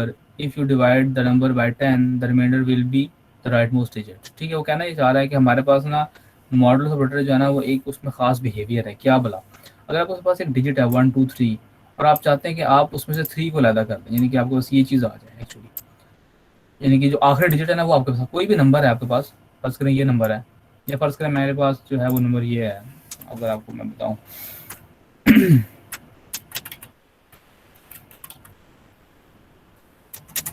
मेरे पास नंबर है 789, मैं चाहता हूँ कि मेरे पास जो है ना वो 9 आ जाए, या मेरे पास नंबर है जी 10, ठीक है, कुछ मेरे पास जो है नंबर वो क्या आ जाए 6 आ जाए। ठीक है, तो इसको करने का एक तरीका है, क्या बोला, जो भी नंबर का, यानी कि प्रॉब्लम मेरे पास ये है कि कोई भी नंबर है उसका राइट मोस्ट डिजिट मेरे पास आ जाए, राइट मोस्ट डिजिट में। तो उसका तरीका क्या है कि उस नंबर का आप 10 से मॉडुलस ले रहे हैं, किसी भी नंबर का आप 10 से मॉडुलस लेंगे तो आपको क्या देगा, हमेशा राइट मोस्ट नंबर देगा। तो देखें ये नंबर था, ठीक है, आपने इंटीजर टाइप का वेरिएबल डिक्लेयर किया, उसमें नंबर साइन किया 1 2 3 4 5, आपने एक और वेरिएबल डिक्लेयर किया राइट मोस्ट, और इस नंबर का आपने मॉडल लिया 10, तो आंसर क्या आएगा 5 आएगा, 5 ऑपरेट करते हैं। यानी कि हमारे पास मॉडुलस ऑपरेटर जो है उसमें ये खासियत मौजूद है कि वो आप उससे अगर आप यानी किसी भी नंबर का आप 10 से मॉड लोगे, 10 से मॉडल्स लोगे तो हमेशा आपको राइट मोस्ट डिजिट वो दे देगा। अगर मैंने राइट मोस्ट 2 डिजिट लेने तो फिर क्या करूँगा, बता सकता है कोई? इफ़ आई वांट कि मेरे 100 पास, से डिवाइड करेंगे। 100 से डिवाइड कर मतलब देंगे। मॉडुलस ले लेंगे। जिसने बोला ना 100 से डिवाइड करेंगे, ये गलत बोला। असल चीज़ है कि 100 से मॉडल्स लेंगे, डिवाइड करोगे तो काम खराब हो जाएगा। 100 से करोगे, ठीक है। अगर 100 से करोगे तो आपके पास 2 डिजिट्स आ जाएंगे। अगर मुझे राइट मोस्ट 4 डिजिट्स लेने तो फिर क्या करूँगा, फिर किससे करूँ? 1000 से मॉडल नहीं जी, नहीं नहीं 10,000 से। सर 10,000 से। हाँ, ठीक है। तो ये आपने याद रखना, मतलब एक छोटा सा ट्रिक है, दिस इज स्मॉल ट्रिक। तो सर ये ये मॉडुलस में जैसे रिमाइंडर जो वैल्यू आती है वो लेंगे ना, मतलब वो आएगी नहीं आंसर में। वो आएगी, बिल्कुल वही आएगी, ऐसे ही है। ठीक है जी। तो 10 जो है, ऐसे एक और तरीका याद करने का बड़ा आसान है। 10 जो है आपको राइट मोस्ट एक डिजिट देगा, इसमें एक जीरो है ना। 100 जो है राइट मोस्ट, 100 में दो दो जीरो होते हैं ना, तो राइट मोस्ट 2 डिजिट्स देगा। 1000 में तीन होते हैं जीरो, तो राइट मोस्ट 3 डिजिट्स देगा। अगर 10,000 तो राइट मोस्ट 4 डिजिट्स आपको देगा। ठीक है जी, ये इसका एक छोटा सा फार्मूला। अच्छा ये इसने एक और एग्जांपल की हुई है, क्या बोला, अगर आप ये देखें जी 125 सेकंड्स हैं, तो इसके इक्वलेंट आपने ये प्रिंट करना है कि कितने मिनट्स हैं और कितने इसमें सेकंड्स हैं। 125 सेकंड्स को आप कन्वर्ट कर दें मिनट्स और सेकंड्स में, तो हम कैसे करेंगे, बता सकते हैं कोई? 125 सेकंड्स हैं अगर मेरे पास टोटल, तो मैं बताना चाहता हूँ कितने मिनट्स और कितने सेकंड्स बनते हैं, ये कैसे करूँगा?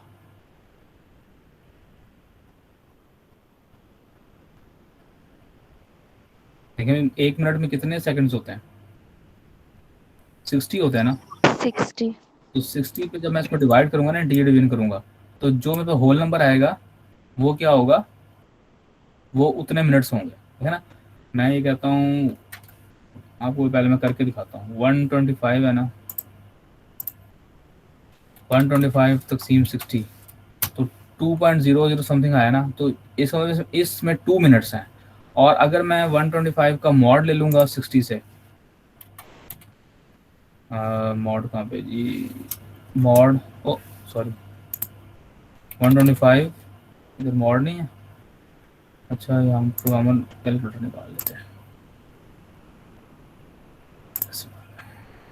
125 ये जी मॉड और 60, तो जो मेरे पास आंसर आएगा वो सेकंड्स होंगे। तो इसके अंदर 125 सेकंड्स के अंदर 2 मिनट्स और 5 सेकंड्स हैं। ठीक हो गया। तो देखें इसने यहाँ पे ऐसे ही किया, टोटल सेकंड्स कितने हमारे पास, उसने एक वेरिएबल में स्टोर कर लिया एंड में, और हमने मिनट्स और सेकंड फाइंड आउट करना है। तो मिनट्स किसके इक्वल होंगे, टोटल सेकंड्स को आप 60 पर डिवाइड कर देंगे तो आपके पास मिनट्स आ जाएंगे, और उसी का अगर आप मॉड ले लोगे तो आपके पास सेकंड्स आ जाएंगे। ठीक हो गया। तो देखिए 125 मिनट्स में 2 मिनट्स है और 5 सेकंड्स हैं। अगर मैं आपको कहूँ कि जी मेरे पास जो है ना वो इसको ठीक करते हैं, मेरे पास 215 सेकंड्स हैं। अच्छा 215 सेकंड में कितने मिनट्स और कितने सेकंड्स हैं, बता सकता है कोई? डिवाइड करेंगे तो मिनट्स आ जाएंगे और मॉडुलस लेंगे तो सेकंड्स आ 60 पे डिवाइड करोगे 3 मिनट्स आ गए, और 215 का मॉडुलस लोगे अगर 60 के साथ, तो आंसर क्या आएगा, 0 नहीं, ये क्या होगा, हाँ ठीक है, ठीक है, ठीक हो गया। तो 35 सेकंड्स है और 3 मिनट्स हैं, 3 minutes and 35 second, 215 seconds equals to 3 minutes and 35 seconds. ठीक हो गया जी। सर मॉडुलस लेने से अगर हमारी जो रिमाइंडर वैल्यू है वो पॉइंट में आती है तो हम पॉइंट के बाद वाली वैल्यू को स्किप कर देंगे, उससे पहले वाली वैल्यू को काउंट करेंगे। याद रखें, हमेशा याद रखें, मॉडुलस ऑपरेटर कभी भी आपको पॉइंट वैल्यू नहीं देगा, कभी नहीं देगा। मॉडुलस ऑपरेटर कभी भी, रिमाइंडर ऑपरेटर कभी पॉइंट वैल्यू नहीं देता, हमेशा होल नंबर देता है। करके देख लें आप, मॉडुलस ऑपरेटर हमेशा आपको होल नंबर देगा, पॉइंट्स में कभी नहीं देगा। अच्छा जी, मिसाल के तौर पे अब चले मैं ज़रा और मुश्किल करता हूँ ना इसको, ये तो बड़ा आसान सा आपको मैंने दे दिया। आप बताएं इसमें कितने ऑर्स हैं, कितने मिनट्स हैं और कितने सेकंड्स हैं?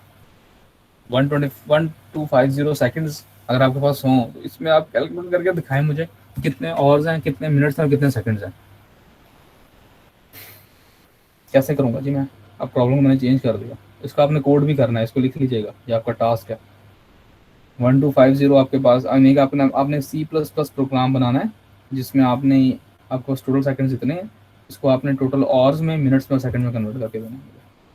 जी क्या करूं? सर इसे डिवाइड करेंगे 360 100 पे। हाँ जी 360, हमारे पास क्योंकि पता है फॉर्मूला आपको चेंज। एक घंटे में कितने मिनट सेकंड्स होते हैं? 3600। एक घंटे में 3600 सेकंड्स होते हैं। बड़ा आसान काम है, देखें 1 मिनट में 60 सेकंड्स होते हैं, 1 मिनट में 60 सेकंड्स होते हैं, और 1 घंटे में 60 मिनट्स होते हैं। तो 60 मल्टीप्लाई 60 क्या बनता है? 360। तो 1 घंटे में 360 100 सेकंड्स होते हैं। तो आप इसको डिवाइड कर लें, तो जो आपका होल नंबर आएगा वो क्या होगा? वो घंटे होंगे। ठीक है, तो आंसर क्या आया आपके पास डिवाइड करने के बाद? 0 आया, इसमें कोई घंटा नहीं है, 0 घंटे। अच्छा ठीक है ना, 0 घंटे हैं अभी। Excuse me sir. हाँ पूछे। सर सर ये है ही वैल्यू सेकंड में, चलो मिनट और आवर में तो चलो इसे कन्वर्ट करें, तो ये सेकंड में कन्वर्ट करने के ये नहीं समझ लगी सर, ये तो ऑलरेडी सेकंड में है, चले मिनट में से कर लें या आवर में, वो तो एक बात है, सेकंड कोई सेकंड में। मतलब जब आप इसका मॉडल होगा तो सेकंड में आ जाएगा। देखें जब मैंने इसको किया ना डिवाइड 3600 पे, और एक मिनट, डिवाइड 3600, ये मेरे पास आंसर आ गया 0, मतलब अभी कोई घंटा नहीं गुजरा, 0 आवर्स। अच्छा कुछ मिनट्स गुजरे होंगे लाजमी तौर पे। तो 1250 को आप तकसीम करोगे 60 के ऊपर ना, तो इतने 20 मिनट्स है। ठीक है, ये 20 मिनट्स कंप्लीट हो गए, यानी कि 20 का मतलब है कि वो सेकंड जो थे हमने उसको 20 मिनट्स में कन्वर्ट कर दिया। अब कुछ रिमाइंडर सेकंड्स तो बच गए ना, क्योंकि देखें 20 आपने डिवाइड 1250 पूरा पूरा 60 पे तकसीम नहीं होता, कुछ पॉइंट्स में भी चीज़ें जाती होंगी। तो अगर मैं 1250 का मॉड ले लूँगा 60 के साथ, मॉड किधर गया हमारे पास, 60 के साथ, ये देखें 50 सेकंड हमारे पास, यानी कि 20 minutes and 50 seconds. 125 seconds is equals to 20 minutes and 50 seconds। इसमें सारी बात। सर आ गई ये समझ। हाँ ये ऐसे ही है। तो चलें अब हम बड़ी एग्जांपल करते हैं ना, हम कहते हैं जी सर 48, इसको तकसीम करते हैं हम 36 के ऊपर।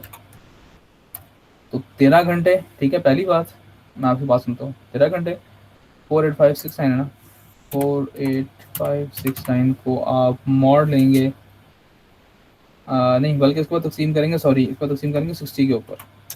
तो पहला आंसर क्या आया था सर?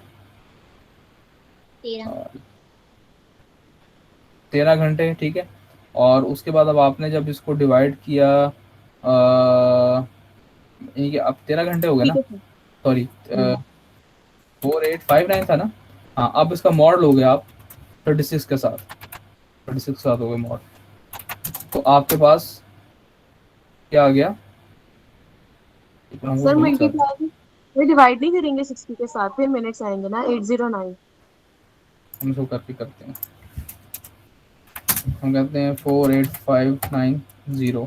ठीक है, इसको हमने कन्वर्ट करना है और मिनट्स एंड सेकंड्स में। ठीक है, तो 48590 को जब आप तकसीम करोगे 3600 के ऊपर, ये सेकंड में ना, तो आपके पास आंसर क्या आएगा?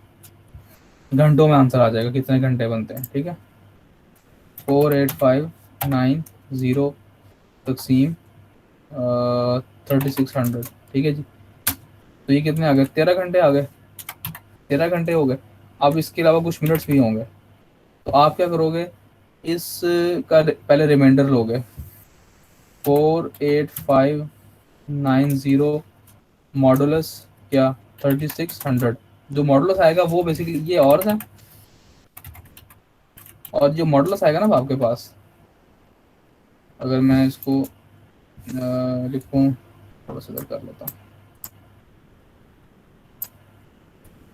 48590 मॉडुलस 3600, तो ये क्या आया जी? 1790। ठीक हो गया, ये क्या है? ये मिनट्स हैं, दीज आर मिनट्स। अगेन अब इस मिनट्स को मैं कन्वर्ट करूंगा, मैं सही कर रहा हूँ? नो सर, सर 60 के साथ डिवाइड सर करेंगे। 60 के साथ डिवाइड करेंगे। अच्छा एक मिनट, हमने और तो निकाल लिए ना, तो ये और बच गए, तो बाकी मैं मॉडल्स लूँगा तो मेरे पास इसका मॉड वैसे ये क्यों आता है? सर डिवाइड करेंगे 60 के साथ। सर आगे आगे 60 से डिवाइड करेंगे, यहाँ तक ठीक है। अच्छा, इसको 60 से डिवाइड करूंगा, इसको 60 से डिवाइड करने से क्या होगा? नहीं सर, 790 को 60 से करेंगे ना।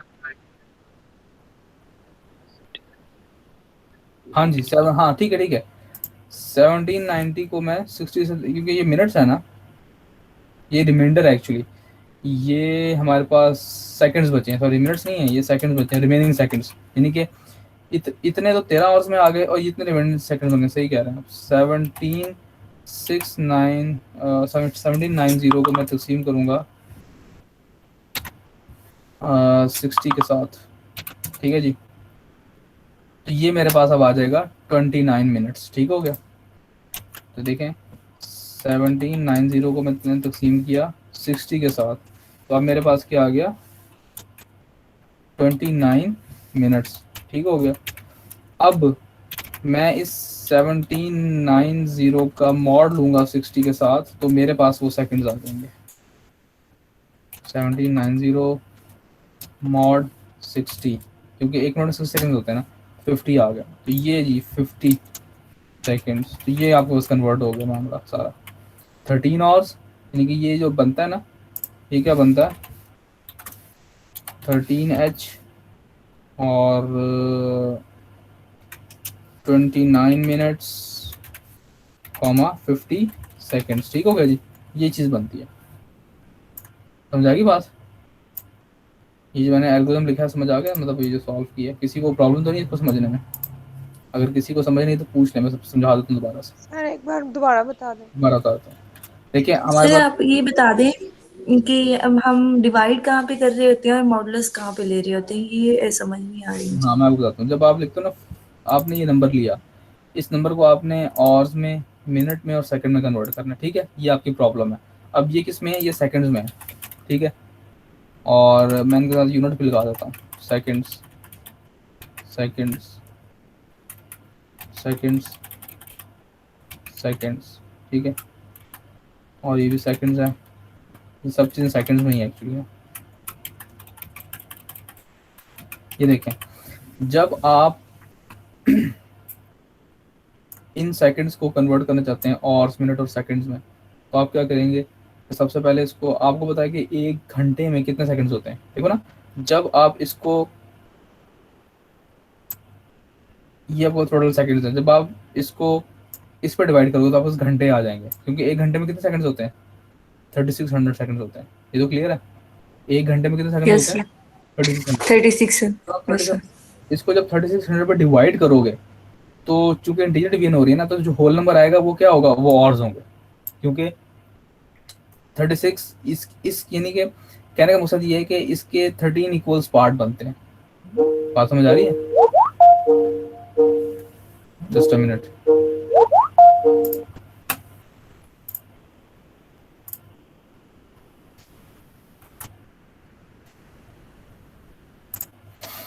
जी ये बात समझ आ गई।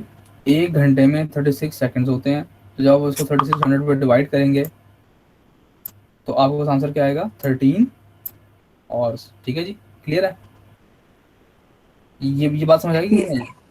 Yes sir next. अच्छा, अब जब इसका मॉड लोगे, मॉड इन सेकंड्स का मॉड लोगे इसके साथ, तो वही कुछ सेकंड्स बचाएंगे, ठीक है। ये वो सेकंड्स हैं जो कि 1 घंटे में नहीं होते पूरे, ठीक है ना। 1 घंटे में कितने सेकंड्स होते हैं 3600, तो ये कितना आंसर आपको बता रहा है 1790 आ रहा है ना, समझ आ रही बात, ठीक है ना। ये करने के बाद आपके पास तो 13 घंटे पूरे आ गए। अब कुछ रिमाइंडर भी बचा है ना, ये रिमाइंडर पूरा डिवाइड नहीं होता इसके ऊपर, इसलिए तो ये रिमाइंडर बचा है। अब ये रिमाइंडर क्या है, सेकंड्स में है, ठीक है। अब ये घंटों में तब्दील नहीं होगा, अब ये मिनट्स में होगा, और अब ये जो है वो सेकंड्स में होगा। तो इसलिए 1790 को हमने 60 पर डिवाइड किया तो हमारे पास मिनट्स आ जाएंगे, और फिर जब इसका 60 से मॉड लेंगे तो हमारे पास सेकंड्स आ जाएंगे। बात समझ आई कि नहीं आई? मैं समझा पाया चीज़ों की इस प्रॉब्लम को? यस सर आ किसी बच्चे को भी प्रॉब्लम हो तो पूछ लो मुझसे, क्योंकि आपने इसका कोड करना है, you have to code it, ठीक है ना। आपने एक सा नंबर लेना है, ये नंबर नहीं लेना, कोई और नंबर लेना अपनी मर्जी का, और इसको कोड करना है। किस तरह कोड करना है, इसी पैटर्न पे कोड करना है जिस पैटर्न पे इसने ये कोड किया। लेकिन मैंने इस प्रॉब्लम को चेंज कर दिया, ये खाली मिनट और सेकंड्स में है, मैंने इसको और मिनट और सेकंड में कर दिया। ये आपने करना है, दिस इज योर टास्क, ठीक है। सर वैसे अगर जी जी सर अगर हम इसको घंटों में चेंज करें और अगर वो घंटे मतलब पूरे पूरे डिजिट आ जाएं, पॉइंट्स में आंसर ना आए, तो देन सर वो तो फिर हम उनको सेकंड और मिनट में तो चेंज कर ही नहीं सकते, क्योंकि वो तो घंटों में मुकम्मल हो गए ना। हाँ जी, हाँ जी बिल्कुल, जैसे मैथ मिसाल, में तो है, हाँ जी मैथ में तो ये होता है। बिल्कुल ऐसा ही सही कह रहे हैं आप। देखिए मिसाल के तौर पे ये है ना, मैं कहता हूँ 7200, ठीक है। 7200 का जो आप डिवाइड करोगे ना 36 के ऊपर, तो आंसर पर 2 आ जाएगा, ठीक है। और 7200 का अगर आप मॉड लोगे जाके 36 के साथ, 3600 के साथ, तो जीरो आंसर आएगा। जीरो का मतलब है कि तमाम, मतलब कुछ वो जितने भी सेकंड सारे तमाम घंटों में आ गए, तो आप आपका आंसर क्या आएगा, 2 आवर्स 0 मिनट्स एंड 0 सेकंड्स। ठीक हो गया ना, तो यही बात। जी सर। अच्छा जी, तो चेक पॉइंट क्वेश्चन अगेन आ गए, कर लीजिएगा इसको। कमेंट्स हैं, तो कमेंट्स को जो हम छोड़ देते हैं, मैंने को बता शुरू में बता देते कमेंट्स। कमेंट्स जो होते हैं वो, अच्छा हाँ इंपॉर्टेंट बात, कमेंट्स जो होते हैं वो हमारे लिए होते हैं, ठीक है। मतलब ये हमारे एक प्रोग्राम की, कमेंट्स जो होते हैं बेसिकली एक प्रोग्राम की रीडेबिलिटी को बढ़ा देते हैं। कमेंट्स जो होते हैं वो प्रोग्राम की रीडेबिलिटी को बढ़ा देते हैं, ये हमारे लिए होते हैं। ये कंपाइलेशन में कोई काम नहीं करते, यानी कि कंपाइलर कमेंट्स को इग्नोर कर देता है। ये आपकी जो फाइनल एग्जीक्यूटिबल बनती है उसका पार्ट भी नहीं होते, ठीक है। तो कमेंट्स खाली हमारे प्रोग्राम को एक्सप्लेन करने के लिए होते हैं, ठीक है। और आपको बताया कि कैसे कमेंट हम देते हैं, सिंगल लाइन और डबल लाइन, ठीक है, वो मैंने आपको पहले बताया। तो last topic is name constant, ठीक है। तो नेम कांस्टेंट्स क्या होते हैं, लिटर्स में be name may be given name that symbolically represent them in a program. तो आप जो लिटर्स अभी तक हम देते आए हैं, उन लिटर्स को हम कोई नेम भी दे सकते हैं, ठीक है। कैसे भला, यहाँ तक तो आपको पता है ना। अगर हम इसको भूल जाएं फिलहाल, इसको देखें, बल्कि मैं इनफैक्ट ऐसा ही करता हूँ ना, ये देखें इंट और नम, मैंने लिखा 5, ठीक है। तो ये क्या है, मैंने एक वेरिएबल डिक्लेयर किया जिसकी टाइप क्या है, इंटीजर है, और उसको मैंने इनिशियलाइज कर दिया 5 के साथ। अगर मैं इसका कॉन्स्ट का कीवर्ड बना दूंगा, कॉन्स्ट का कीवर्ड लगा दूंगा, तो अब ये क्या बन गया, नम क्या बन गया, name constant. Now name is now num is a name constant, ठीक है। Now this become a name constant. किसी भी वेरिएबल डिक्लेरेशन से पहले आप ये कॉन्स्ट लगा देते हैं, तो अब ये नम क्या बन गया, नेम कांस्टेंट बन गया। क्या मतलब, अब इसकी वैल्यू को आप चेंज नहीं कर सकते। यानी अगर मैं नीचे आके ये लिखूंगा ना, नम इज इक्वल टू 6, तो मैं ये काम नहीं कर सकता, क्योंकि ये क्या है, कांस्टेंट है। कांस्टेंट मतलब क्या होता है, चेंज नहीं होता, ठीक है। तो ये चीज़ जो है वो नहीं कर सकते आप। तो किसी भी वेरिएबल से पहले अगर आप ये लगाते हो ना कॉन्स्ट का कीवर्ड, तो ये नम क्या बन गया, नेम कांस्टेंट बन गया, ठीक है। इसको, इसकी वैल्यू को आप दोबारा नीचे कहीं चेंज नहीं कर सकते। हाँ, इसको कैलकुलेशन में यूज़ कर सकते हो, इस पे कोई भी अर्थमेटिक ऑपरेशन परफॉर्म कर सकते हो, लेकिन इसकी वैल्यू को चेंज नहीं कर सकते। इसको वैल्यू 5 साइन हो गई है, अब ये चेंज नहीं होगी, ठीक है। और याद रखें, आप जिस तरह ऑटो कीवर्ड से आप वेरिएबल डिक्लेयर करते हैं, उसको इनिशियलाइज करते हैं, इस तरह जब भी आप एक कांस्टेंट डिक्लेयर करना चाहते हो, नेम कांस्टेंट, तो उसको डिक्लेरेशन टाइम पे इनिशियलाइज भी करना होता है, ठीक है। अगर आप ये डिक्लेरेशन टाइम इनिशियलाइज नहीं करोगे तो आपको एरर दे देगा, ठीक है। तो जितने भी नेम कांस्टेंट्स होते हैं उनको आपको डिक्लेरेशन टाइम पे उसको इनिशियलाइज भी करना लाजिम होता है, ठीक है। तो अमूमन हम क्या करते हैं कि जो नेम कांस्टेंट होता है उसको कैपिटल रखते हैं, यानी कि नेम कांस्टेंट को, हमारी ये कोडिंग प्रैक्टिस है कि जितने भी नेम कांस्टेंट होते हैं उसको हम कैपिटल में रखते हैं, ऑल कैप्स में रखते हैं, ताकि नाम, उसका नाम देखते ही पता लग जाए कि ये नेम कांस्टेंट है, ठीक है। तो नेम कांस्टेंट आप ये काम नहीं कर सकते। हाँ, ये ज़रूर कर सकते हो, मैं लिखूँ सी आउट 5 मल्टीप्लाई बाय नम, ये मैं कर सकता हूँ ज़रूर, यानी कि उसको कैलकुलेशन में यूज़ कर सकते हो, लेकिन तो आंसर क्या आएगा, 25 आंसर आ जाएगा, ठीक है। तो ये कर सकते हो, मैं करूँ 5 4 डिवाइडेड बाय नाम, तो आंसर क्या आएगा, बता सकता है कोई, जल्दी से बताए आंसर क्या आएगा, क्या डिस्प्ले होगा, अवश क्या डिस्प्ले होगा, 0 सर। 0 होगा, शाबाश, ठीक है। क्योंकि इंटीजर डिवीजन है ना, ये भी 4 का इंटीजर है, ये भी इंटीजर है, तो 4 डिवाइडेड बाय 5 तो 0 हो जाएगा, 0 पॉइंट समथिंग बनता है, वो 0 हो जाएगा, ठीक हो गया। तो नेम कांस्टेंट जो होते हैं वो ऐसे डिक्लेयर होते हैं कि आप उसके डिक्लेरेशन पहले कॉन्स्ट लगा दो, और उन्होंने हम उसको ऑल कैप्स में रखते हैं, और जब आप नेम कांस्टेंट डिक्लेयर कर रहे हो उस वक्त हम उसको इनिशियलाइज भी करते हैं, और नेम कांस्टेंट वैल्यू को आप दोबारा चेंज नहीं कर सकते अपने प्रोग्राम में, ठीक है। ये उसने एग्जांपल दी होगी एक, जो है वो मिसाल के तौर पे देखें, हमने सरकमफेरेंस ऑफ सर्कल कैलकुलेट करना, तो हमें पता है पाई की वैल्यू क्या होती है, कांस्टेंट होती है ना, वो तो चेंज नहीं होती है, तो हम इसको कॉन्स्ट डिक्लेयर करते हैं, और डायमीटर भी हमने कॉन्स्ट डिक्लेयर कर दिया। तो सरकमफेरेंस क्या होता है, 2πr, हाँ जी 2πr होता है ना, यस सर। या पाई आर कह लें, या 2πr, या हम कह लें पाई डी भी तो होता है ना, क्योंकि r is equals to d/2 है ना। तो ये लें सरकमफेरेंस ऐसे होता है। तो रेडियस सर्कल का एरिया क्या होता है, पाई आर स्क्वायर। हाँ अब ये आपने कैलकुलेट करना है। सरकमफेरेंस उसने कैलकुलेट कर दिया ना, आपका दूसरा टास्क क्या है कि आपने क्या करना है, सर्कल का एरिया कैलकुलेट करना है, ठीक है। सर आपने एक प्रोग्राम लिखना है जो कि सर्कल का एरिया कैलकुलेट करता हो, ठीक, और इसी तर्ज पे लिखना है। तो ये आपका काम है,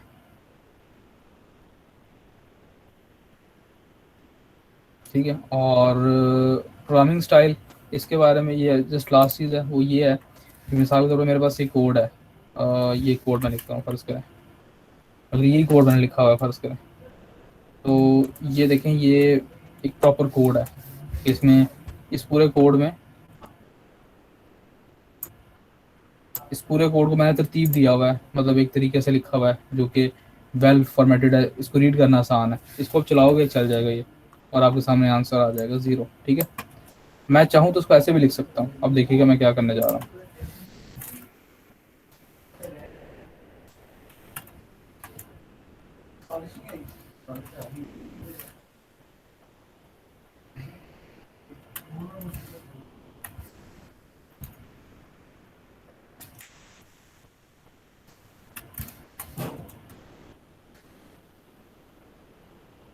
अच्छा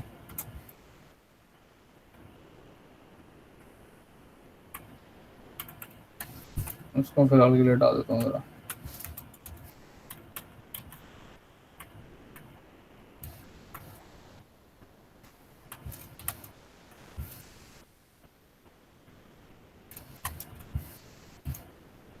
देखिए मैंने एक लाइन में प्रोग्राम लिख दिया सारा का सारा, उसको मैं रन करता हूँ कंपाइल करके, ये नहीं चला। इसमें एक चीज़ शायद मसला कर रही हो, वो क्या है,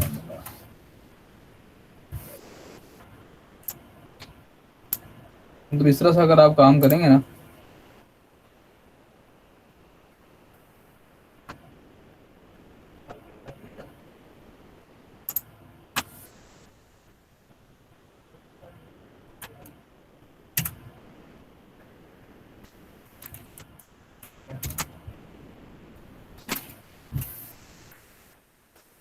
अच्छा कुछ नहीं है, हाँ चलिए इस तरह से अगर आप काम करेंगे ना तो भी चल जाएगा, ठीक है, चल गया ये। लेकिन देखिए इस तरीके से लिखना कोई अच्छा तरीका नहीं है, मतलब इस तरह से आप लिखोगे तो उसको समझना बहुत मुश्किल काम है, इसमें क्या लिखा हुआ आपने एक ही लाइन में सारी चीज़ें लिख दी हैं। तो बेहतर है कि आप इसको प्रॉपर फॉर्मेट करो, ठीक है, जैसे मैंने पहले फॉर्मेट किया हुआ था, ठीक है, इस तरह से फॉर्मेटिंग हो। तो वो यही आपको बताना चाह रहा है, ये जो प्रोग्रामिंग स्टाइल है हमारे पास, अगर आप इस तरह से प्रोग्राम लिखते हो तो ये भी सही है, ये भी आपको प्रिंट कर देगा, लेकिन ये कोई अच्छा तरीका नहीं लिखने का प्रोग्राम, आपको समझ ही नहीं आएगा क्या लिखा हुआ है इसमें, इसको पढ़ना ही बहुत मुश्किल काम है।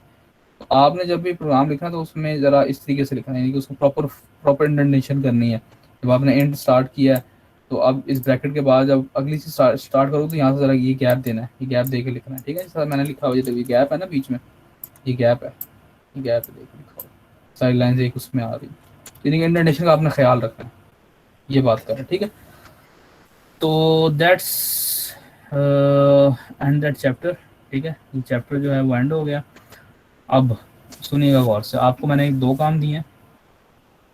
एक काम मैंने आपको ये दिया कि आपने वो आवर्स मिनट और सेकंड वाला काम करना है, दूसरा काम आपने जो है वो ये जो है वो करना है कि आपने जो है वो area of a circle calculate करना है, ठीक है, दो काम। तीसरा काम आपका क्या है, चेक पॉइंट क्वेश्चन जितने बी चैप्टर के, जो चैप्टर कंप्लीट हो चुका है, तो सारे के सारे चेक पॉइंट क्वेश्चंस आपने करने हैं। तीसरा काम हो गया। चौथा काम आपका ये है कि आपने ये देख रहे हैं, ये शॉर्ट क्वेश्चंस हैं, ये भी कर लें, फ़ायदा होगा वैसे आपको ना। ये यानी कि जो ये मल्टीपल चॉइस क्वेश्चंस हैं दिया हुआ है, मल्टीपल चॉइस क्वेश्चंस दिए हुए, इनको भी कर लीजिएगा, ठीक है। ट्रू फॉल्स इनको भी कर लीजिएगा। ये जो है ना प्रोग्रामिंग चैलेंजेस, अगला काम आपने ये करना है, चौथा काम जो आपका है ना। वैसे तो ऊपर वाले भी कर लें, बहुत अच्छी बात है, फ़ायदा होगा आपको। नहीं करेंगे तो उसको शायद मैं पेपर में पूछ लूँ, फिर जो है वो बहरहाल। तो प्रोग्रामिंग चैलेंज आपने लाजिम करना है। तो पहला काम आपका ये है कि आपने और मिनट सेकंड वाला काम करना है। दूसरा काम आपका ये है कि आपने एरिया ऑफ सर्कल कैलकुलेट करना है। तीसरा काम आपका ये है कि आपने जितने भी चेक पॉइंट क्वेश्चन है वो करना है। चौथा काम आपका ये है कि जितने भी प्रोग्रामिंग चैलेंजेस इस चैप्टर के हैं वो आपने कंप्लीट करना है, ठीक है। उसमें प्रॉब्लम आती है तो पूछ लीजिएगा। जितने कितने हैं ये बोला, 15 17 18 18 है, 18, ठीक है। 18 चेक पॉइंट क्वेश्चन हैं, तो 18 चेक पॉइंट क्वेश्चन आपने करने हैं। और अगली क्लास जो सर आप, ये सारा काम इसी वीक में करना? हाँ वो भी बताने लगा ना आपको, परेशान ना हो, वही तो उसी पे मैं आ रहा था। तो उसके लिए आपके पास ये वाला वीक भी मौजूद है और अगला वीक भी मौजूद है, ठीक। अगली क्लास जो हमारी बुध को होती है ना, उसमें आप लोगों को जो है वो मैं पढ़ाऊँगा कुछ नहीं, और उसमें जो है वो आप लोग जो है वो यही काम करेंगे, बैठेंगे। और यानी कि वो ये नहीं है कि आप उसमें जो है वो ऑनलाइन ना आए, मतलब ऑनलाइन आने से बात ये है कि आप उसमें ये ना हो कि आप लोग जो है वो लैपटॉप ना खोलने सोते रहें। आपने उस टाइम पे उठना है और उस टाइम पे उठ के ये काम करना है। यानी कि 3 घंटे जो अगली क्लास के हैं, जो हमारी क्लास है, उसको मैंने इस काम के लिए वक्फ कर दिया है कि आपने ये काम करना है, ठीक है। तो आपको 2 वीक से सारा काम करने के लिए, ठीक है। कीजिए। प्रॉब्लम इश्यूज आते हैं तो पूछ लीजिएगा, आपको उसका आंसर कर दिया जाएगा, ठीक है जी। किसी का कोई सवाल तो नहीं है? सर अभी जो आपने एनयूएम नाम लिखा था वो कैपिटल में आपने लिखा था, सर जब स्मॉल में किया था तब भी वैसे कोई इशू तो नहीं हुआ था? हाँ, इशू कोई नहीं होता। वो एक प्रोग्रामिंग स्टाइल है ना, प्रोग्रामिंग स्टाइल है। अमूमन हम नेम कॉन्स्ट को कैपिटल करते थे ताकि वो दूसरे जो नॉर्मल वेरिएबल्स हैं उनसे हम डिफरेंशिएट कर सकें उसको, ताकि हमें देखते हुए लगे ये नेम कॉन्स्टेंट है, इसको हम चेंज ना करें आगे। Okay sir. ठीक है जी, फिर हम मीटिंग एंड कर लें। और कोई सवाल नहीं है? सर सर जी पूछिए। सर उस दिन आपने कहा था कि मतलब अगर जैसे हम वैल्यू असाइन करते हैं तो वो फ्लोटिंग वैल्यू ना डबल की फॉर्म में स्टोर होती है, जी तो उसके बिल्कुल साथ हम स्मॉल एफ लगा देते हैं। बिल्कुल। लेकिन सर मैंने रन किया था, मुझे तो कोई एरर नहीं शो हुआ था, मैंने एफ नहीं एरर नहीं लगाया होता, था। वार्निंग आती है, वार्निंग आती है। एरर नहीं होता, वार्निंग होती है, और वो लिस्ट होती है, वार्निंग में लिस्ट होती है। वो अमूमन वार्निंग को दिखाता नहीं है, आपको चला देता है, रन कर देता है, लेकिन आप अगर नीचे वाली लिस्ट में देखोगे तो वार्निंग आपको नजर आएंगी, वार्निंग होती है। Okay sir. चलो ठीक है जी। अस्सलाम वालेकुम वरहमतुल्लाह।